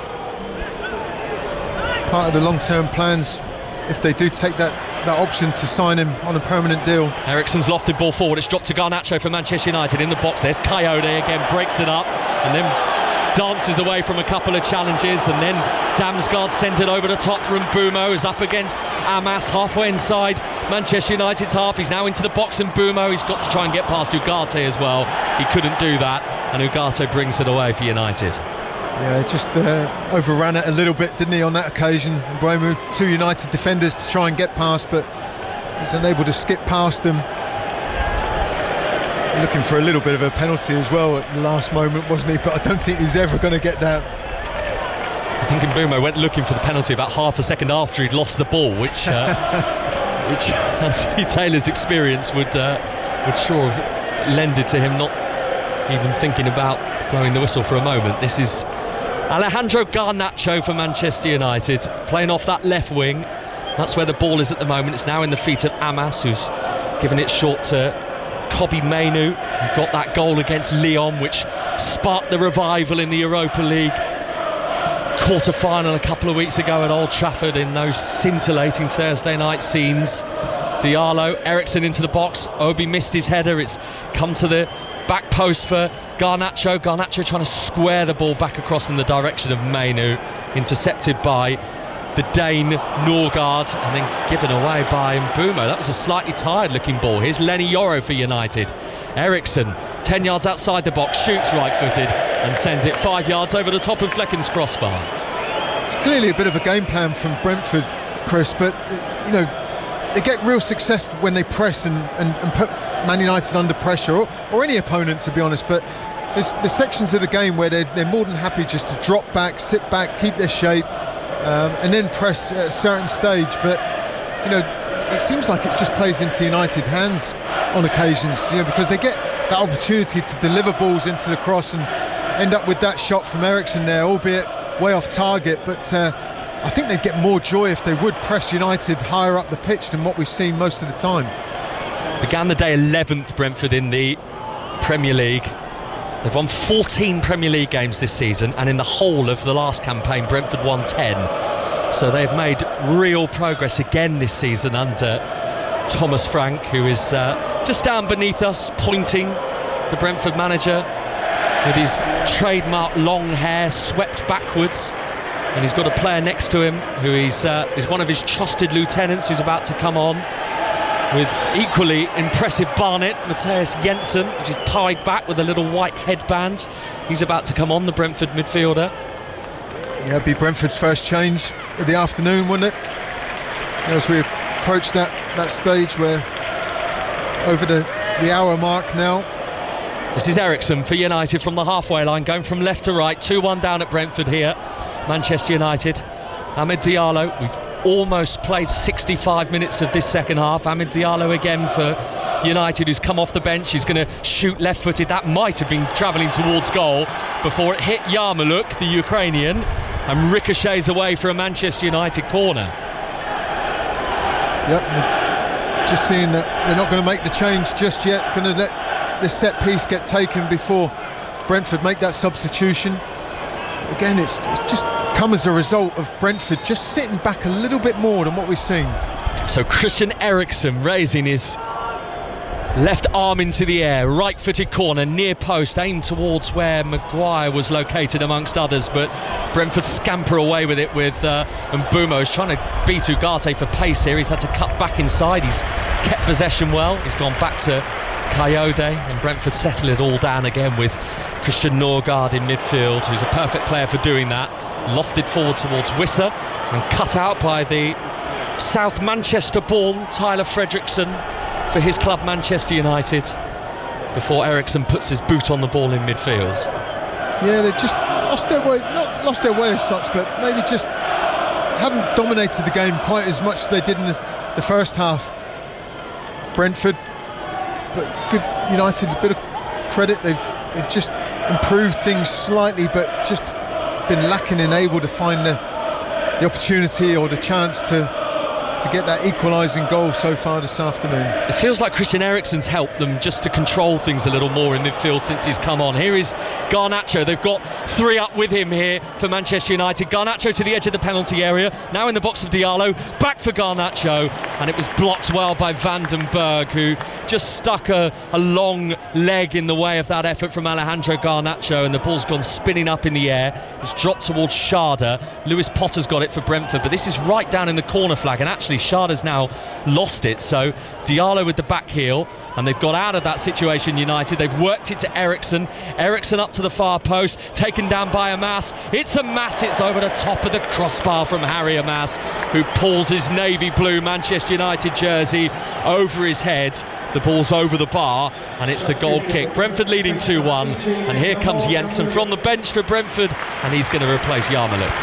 Yeah, and the frustration that Amas showed, I think, was clear, because he knew it was a chance. The angle was quite tight, but it's a lovely little clipped ball to him from Christian Eriksen, and the ball went over Coyote's head, and his first touch was a good one, but the shot didn't match his touch. It was a frustrating one for him, just as we're seeing that Brentford change. Yeah, so Jensen coming on here, who does have a couple of goals in Premier League history against Manchester United. He scored at Old Trafford back in October of 2023, but he also scored in Brentford's only Premier League win here against Manchester United, which was the year before that, when they beat United by 4-0. 2-1, they are in front here, a much tighter affair. You might remember that 4-0 Brentford win. I think all the goals came in about 35 first half minutes. It was a crazy beginning to that game, as Lenny Yoro pokes the ball out of play, the Manchester United player, out for a Brentford throw, halfway inside United's half, over on the opposite side to us, the far right. 68 minutes played, Brentford 2, Manchester United 1. Franny Benali. Yeah, we're just seeing both managers, Thomas Frank conferring with a few of his staff. There's the possibility of making another change pretty soon, I would imagine. Maybe Ruben Amorim pacing up and down the technical area, still trying to shout to his team, encouraging them on to better efforts, but they've been better this second half for sure, causing a few problems for Brentford. And they're on the attack now with Garnacho. Yeah, Garnacho giving it to Ugarte, who's 25 yards out. That's Mainu. This is Diallo swirling it in. It took a deflection, and actually it bounces once, and then it's grasped at by Mark Flecken, the Brentford goalkeeper, who got an assist on Thursday night with his ball upfield that was converted by Johan Wissa against Nottingham Forest. The 9th time, I note, Franny, that a goalkeeper has provided an assist in the Premier League this season. Oh wow, only this season? Yeah, well, it just goes to show the ability these keepers have now, innit? And the way they can strike balls and play a key part in being, crazy to say it, but almost like an attacking threat, when they can strike it and bring the ball up so much like they do. So yeah, it's probably more than I accumulated in my entire career, I think. Have you ever done a Premier League assist count from all your years? I'm pleased there's probably no records going back come there. on, come on. They had records in the 60s, come on. Here's Coyote for Brentford. And Mbeumo swinging it in. Wissa's in there. Bayindir, goodness me. Fredrickson, his defender, went in for the header as Bayindir was about to punch it. They collided with each other. Crossed back in by Lewis Potter. Away by Maguire with his head. Picked up by Norgard just outside United's penalty area. Hamas gets a boot on it. And this is Mbeumo, right side of the box. into the penalty area. It's 3-1. Brentford have scored a third. It's Kevin Schade. It's another for him and another with his head. This was inside the 6-yard box. He was all on his own. United's defence was static, and Brentford's lead is increasing. Brentford 3, Manchester United 1. Well, the Brentford attacks in the second half have been few and far between, haven't they? And Mbeumo's picked up a few chances down that right-hand side, but hasn't really delivered up until this point. But on this occasion, he comes good, and I'm interested to see possibly a little bit of a replay, because I think it takes a little bit of a sort of deflection on his ball into the box. United are unable to clear the ball. The ball gets out to Mbeumo. It's from Damsgaard who receives it. He cuts onto his left foot. It does take a little deflection up, which gives it the height on the pass. And Schade is there on the far post for the second time this season, a little bit further out than the first one. But it's a fabulous downward header into the corner of the goal. And you've got to say, the way the game's gone so far in the stage of the match we're at the moment, it should be all 3 points wrapped up. And Thomas Frank is just stood on the touchline as he's about to make another change, giving a thumbs up to his team. Mind you, the goal scorer's not going to be very happy, because he's the one who's been taken off here, Kevin Schade. So he's on a hat-trick. He's on a hat-trick, and Thomas Frank is saying no more. Let's make a change. And look at Johan Wissa here. He's indicating to all of the crowd with his hands. He's lifting his arms up and down. He's saying, let's give this man a little bit of respect. Look at Thomas Frank. He's immediately putting his arms around Schade and almost apologetically saying, look, I'm sorry that you're coming off on 2 goals. Yeah, it was an interesting exchange, wasn't it? Schade smiling there, didn't seem too disappointed about it, but Thomas Frank giving a little brief explanation as to why he did it, I think. But I think, a lot of goal scorers would be upset with plenty of time still left to potentially get that third goal. Obbie racing in. Here's a chance for Obbie. Was he pulled down? The free kick's gone the other way. And the reason that Anthony Taylor has seen it like that, because he saw contact from Obbie on Collins before he then went tumbling under a potential push from Van den Berg there. Yeah, there was the first challenge initially, wasn't there, and a potentially little pullback, but I'm not quite sure how much Obbie has actually done there to cause a foul. It's a little bit of a shoulder barge, but I think, I'm not quite sure who it was that went down, but didn't seem to be any contact from Obbie. A little bit of a bizarre one, to be honest. Thought if anything, he might have got the decision there. Yeah, because Collins almost looked like his own defender Van den Berg might have played a part in sending him to the ground there. Is that who it was? Yeah. I don't think it was Obbie. Again, I think a more senior player might sort of be remonstrating with the referee, sort of pleading that wasn't the case. Yeah. Didn't have too much to say there, did he, Chido Obbie, as Brentford with a 3-1 lead now against Manchester United. One more, Jensen, here's Coyote, it's 4-1, it's Johan Wissa. Brentford have torn through Manchester United with that goal, and Johan Wissa onto 18 Premier League goals for the season. That is classy stuff from Brentford, and they surely have won this game here now for the second time in their Premier League history.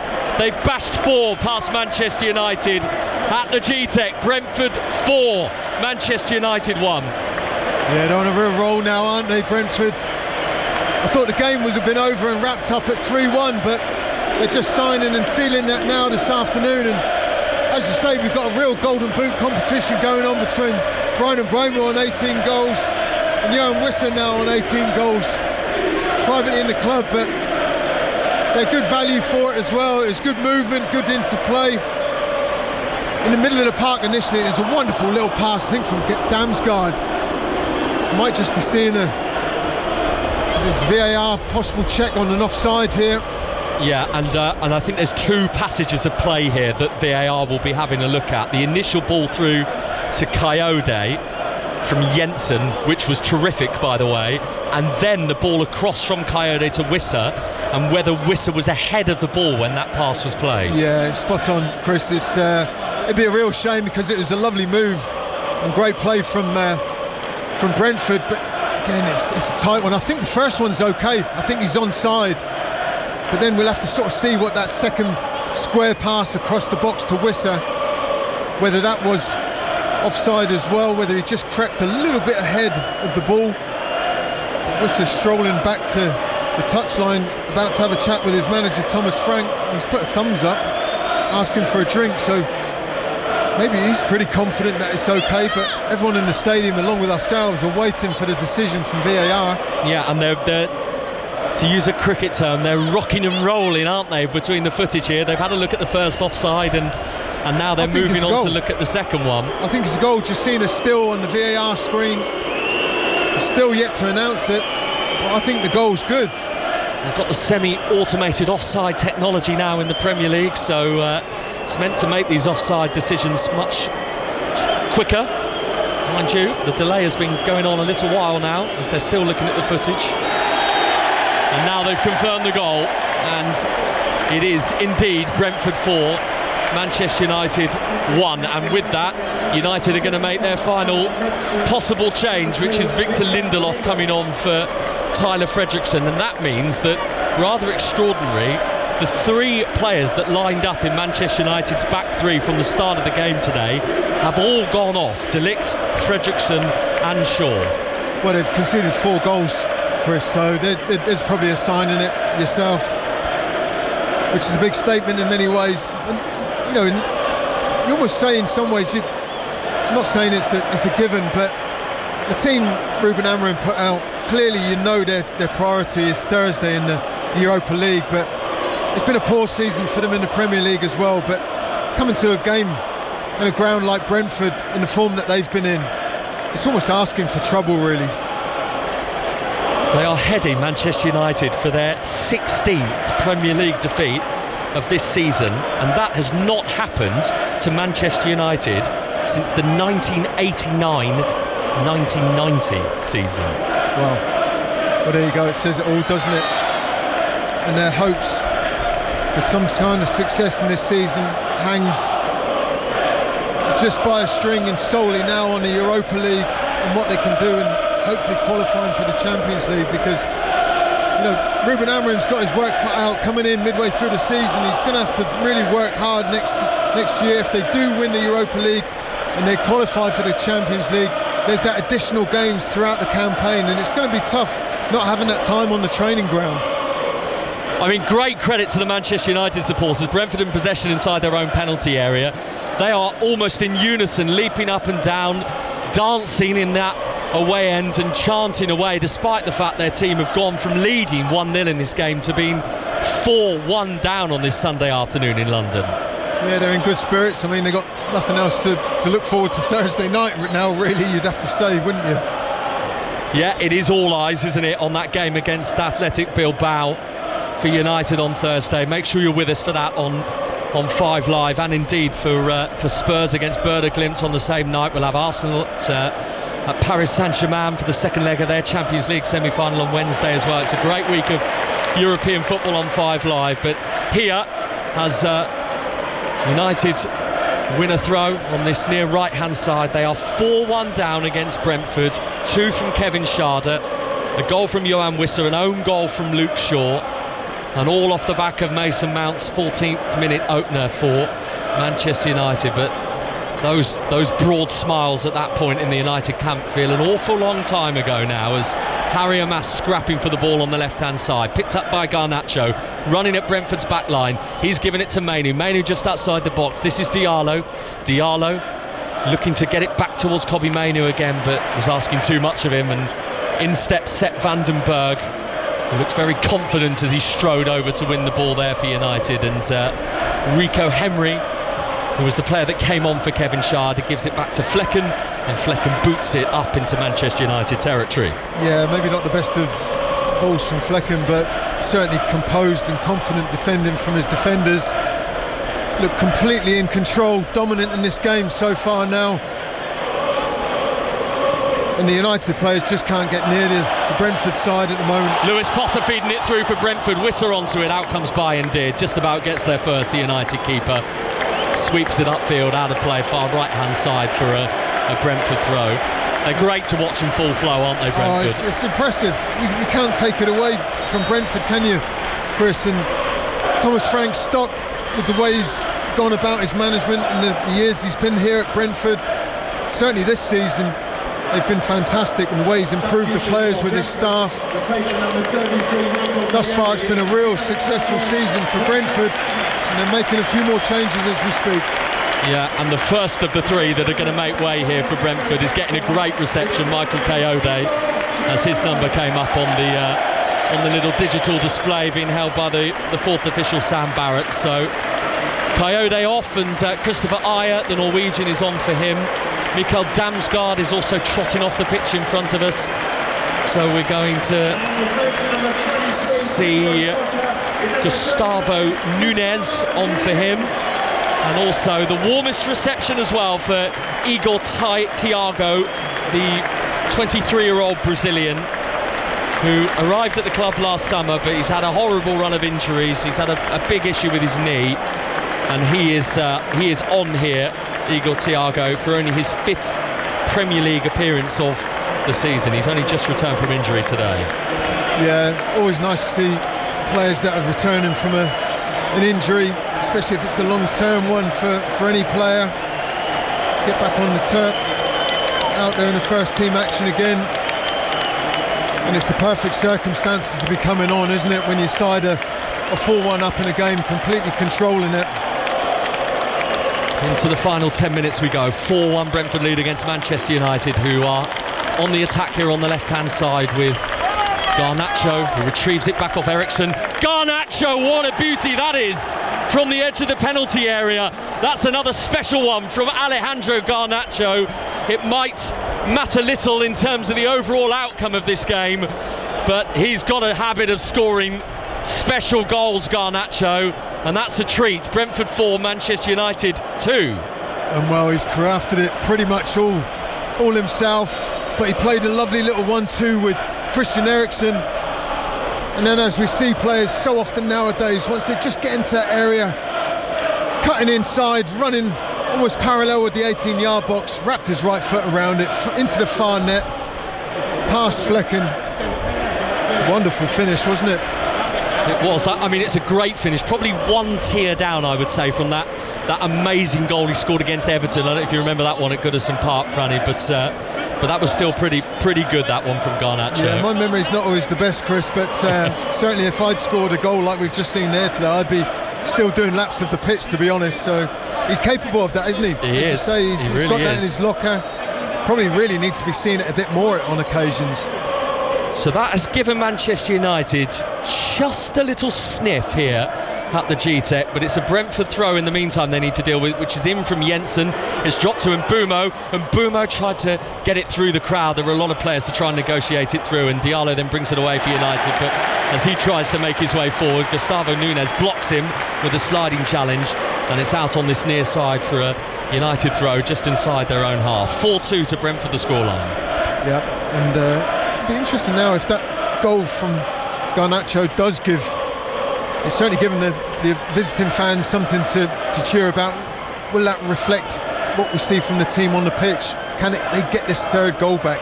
Then it would be a really interesting. He's just gone down in the box, Garnacho. Eriksson lifted the ball forward. It was never going to reach Garnacho, but Garnacho went tumbling off the ball and is now sort of sat upright looking at Anthony Taylor with his arms outstretched, saying, is that a penalty? Yeah, I'm not so sure, Chris. There's certain players that when they do go to the ground, you think, yeah, that must be a possible foul, and others where you think others go to the ground a little bit too easy, and I think that was the case with Garnacho there. Here he is again, though. He's causing a bit of problems to Brentford all of a sudden. Garnacho, his attempts to get into the box are intercepted, but United have got the ball back on the halfway line with Harry Maguire. 6 minutes to go. Brentford 4, Manchester United 2.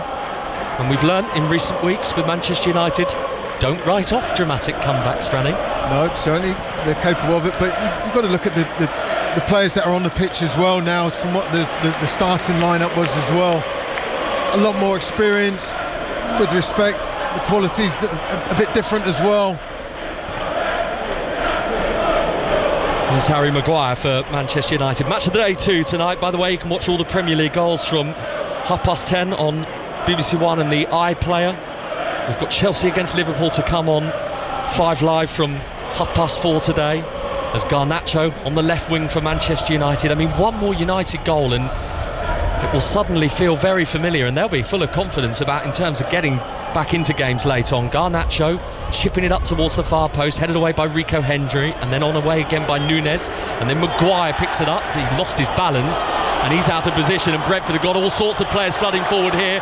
Wissa on his head from the halfway line, he's gone into the box. Wissa across goal, and Yoro was the one there for United to stop it, and Bumo was beyond him, but Yoro was certainly there first and put himself in a good position.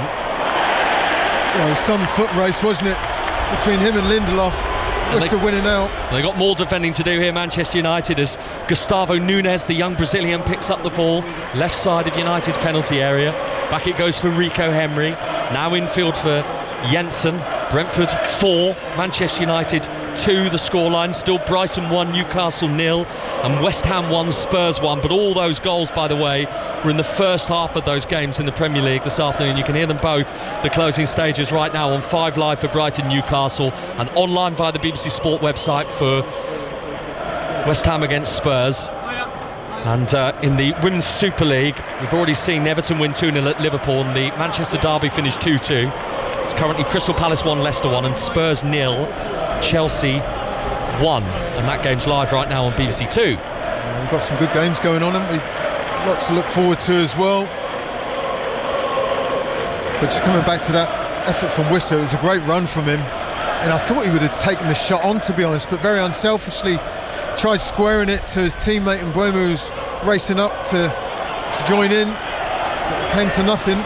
Ugarte for Manchester United, clipped ball out to the left wing for Amas, couple of touches, then with his left boot he's delivered a cross which wasn't where it intended it to go, and in fact it has gone out of play. I thought they might have got away with it, that it swirled within the lines, but it's clearly crossed it, as indicated by the assistant referee. So it is a goal kick to Brentford, 4-2, Thomas Frank's team lead. Yeah, I mean, if United were to get a third goal back, I would never have called it, to be fair, but 6 goals so far. It's been an entertaining game of football to watch, that's for sure, and follow. And Brentford are just going from strength to strength, aren't they?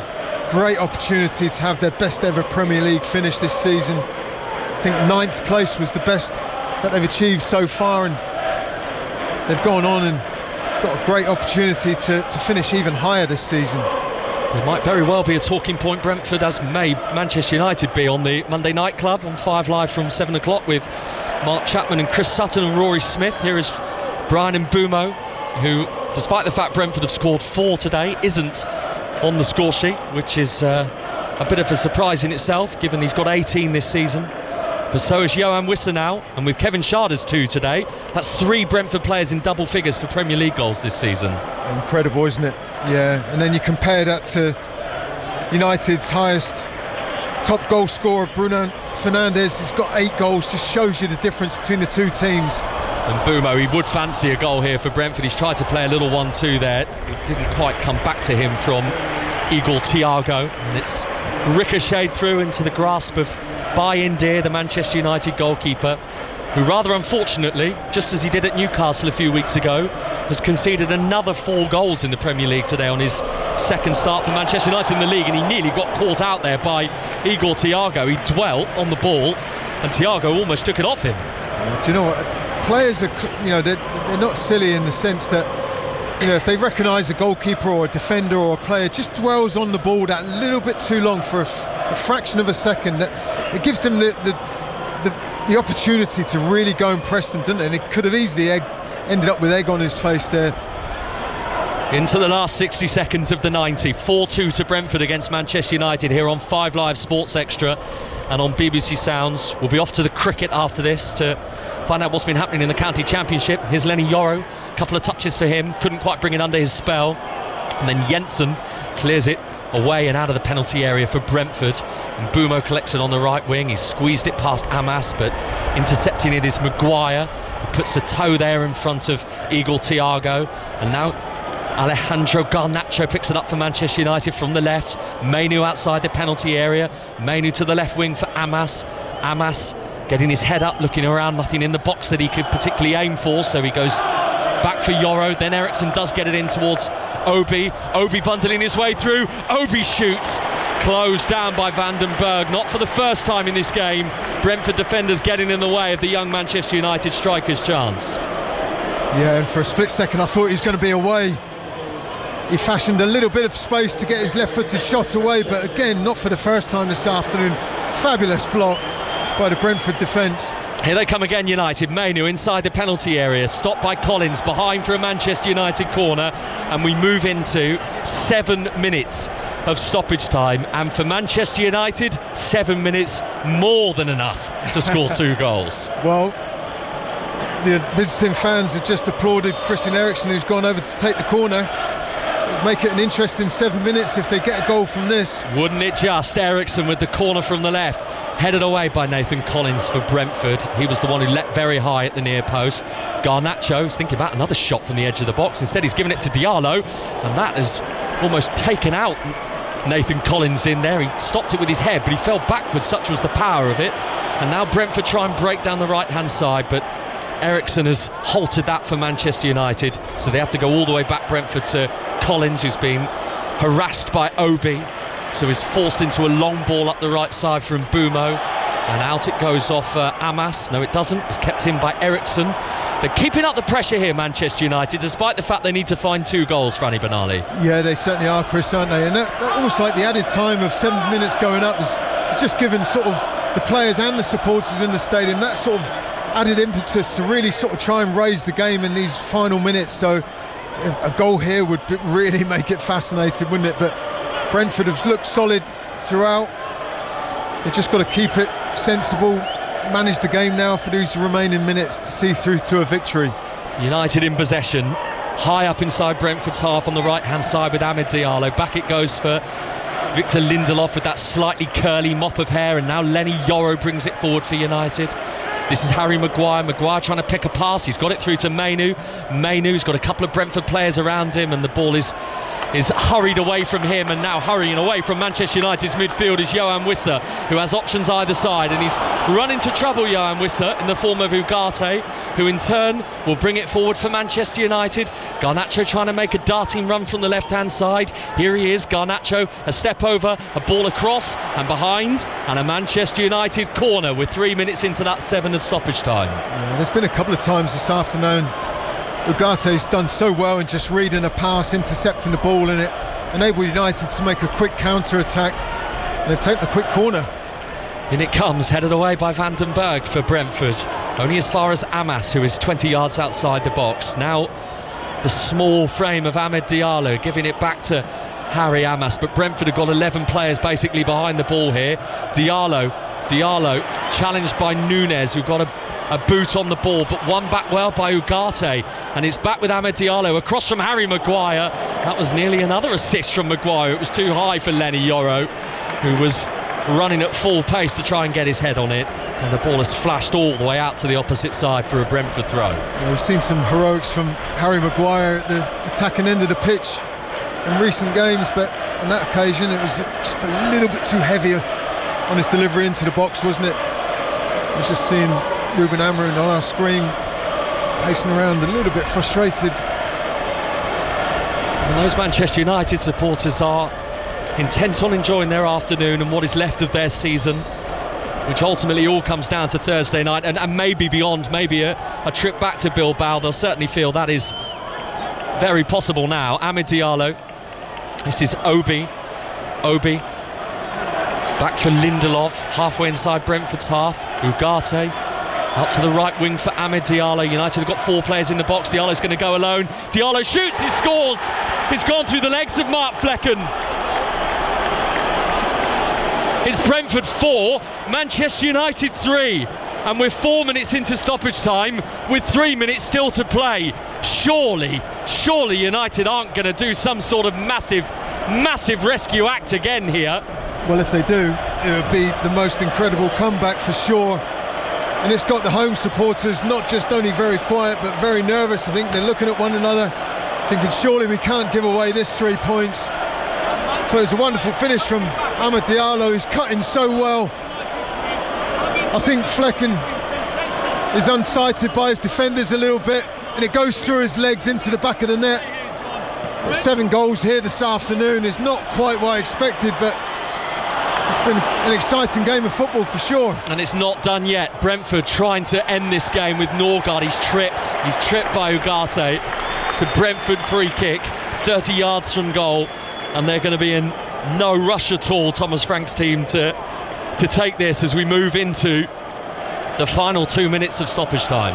Yeah, well, there's a period when the scoreline was very different, where Thomas Frank was stood in his sort of the dugout area rather than being in the technical area, but he's very much in the technical area now, sort of marshalling his team and what he wants from them. And he's asking them, 1 or 2 of the players, to be pushing forward a little bit, so they've just got to manage this remaining time left. And as you say, Chris, no real rush to really be delivering balls into the box, just keeping it out wide at the moment with Mbeumo. Yeah, that's what Jensen did. He immediately went to play that pass to Brian Mbeumo, who's trying to get round the back of United's defence. He's won a corner here for Brentford, Brian Mbeumo, so that is another opportunity for those in red and white to run the final few seconds down to keep the great late show that is Manchester United away from their penalty area here with this Brentford corner.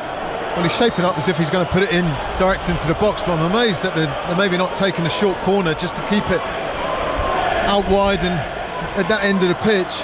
He is going to send it in, and Mbeumo, in fact, he's got it to the edge of the box. Wissa's hit it, and Bayindir has palmed it away. Not out of the penalty area yet, though. Now it is, but it's still in Brentford's possession with Mbeumo's trying to win a penalty here. He's gone tumbling down. It's a goal kick. That's the decision. But Anthony Taylor is just telling Bayindir just to hang on a second. So I'm guessing VAR want to have a look at this, Franny. Yeah, and Brian Mbeumo, he's had a little nudge. I think he's taken a little nudge from Ugarte, but it's quickly checked, and Anthony Taylor whistles to carry on. So that pretty much is the 7 minimum minutes of stoppage time added on. So we're into the final few seconds now, you sense, with the scoreline Brentford 4, Manchester United 3, as over comes Igor Thiago, celebrating the block to put the ball out of play, and it's enough to get Brentford over the line. There's no reprieve for Manchester United here today, despite the threat of a late comeback once more from Ruben Amorim's team. But Brentford hang on, despite the fact they were 4-1 up when Yohan Wissa scored in the 74th minute. But Alejandro Garnacho and then Amid Diallo in stoppage time made it interesting, made it nervy for Brentford. But this keeps them on course for a potential European spot. Brentford thinking about Europe this season. Manchester United very much thinking about Europe next week. Brentford 4, Manchester United 3. Franny Benali. Yeah, fascinating game of football, wasn't it? Didn't quite see it at one stage of the afternoon, Chris, that it'd finish up at 4-3. United just looked dead and buried for sure at one point, but stuck in there with a number of changes. A bit more quality coming onto the pitch helped them for sure. You mentioned about the impact Eriksson had sort of coming into the midfield. That gave them a bit more of a controlled play in midfield, and they got themselves back into it with a little bit of a chance. But Brentford doing enough, doing the job to get over the line, and a big 3 points for them. But eyes very much for Manchester United, looking forward to Thursday night now.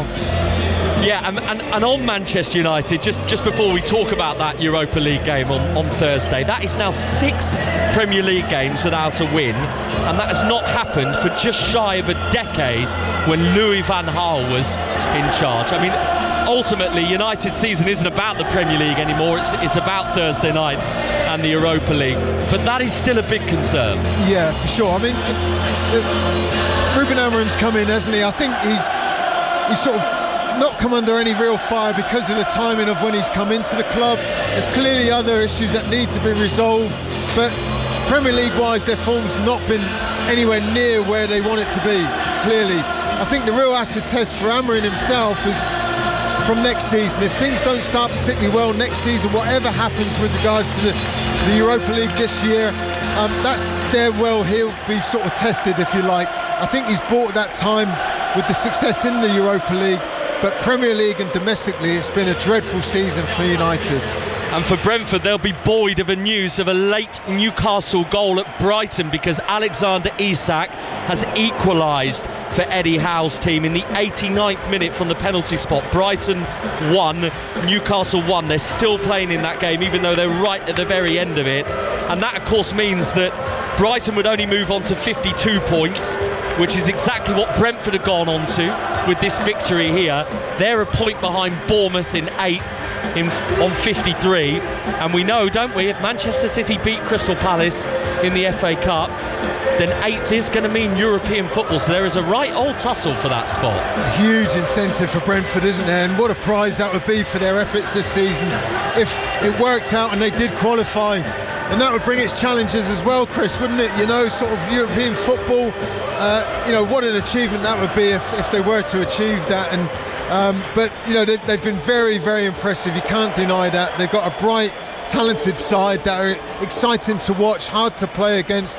And, you know, the table doesn't lie at this end of the season, at this stage. So they deserve to be there, sat currently in 9th, equaling their best finish so far, but it could be better for them this year. Great to see you, Franny. Thank you very much. You too, mate. Enjoyed it. Thank you. Former Southampton defender Franny Benali with us on 5 Live Sports Extra this afternoon. It's all over at the Amex. Brighton 1, Newcastle 1. It's finished 1-1 as well between West Ham and Tottenham Hotspur. And remember to continue listening to live Premier League football from 4:30 today on 5 Live. We'll have full live commentary of Chelsea against the newly crowned champions Liverpool. But that's it from here at the G-Tech. It's another classic. Brentford love scoring goals here. Manchester United love high scoring games, but this one hasn't gone their way. Brentford 4, Manchester United 3 is how it's finished here in West London.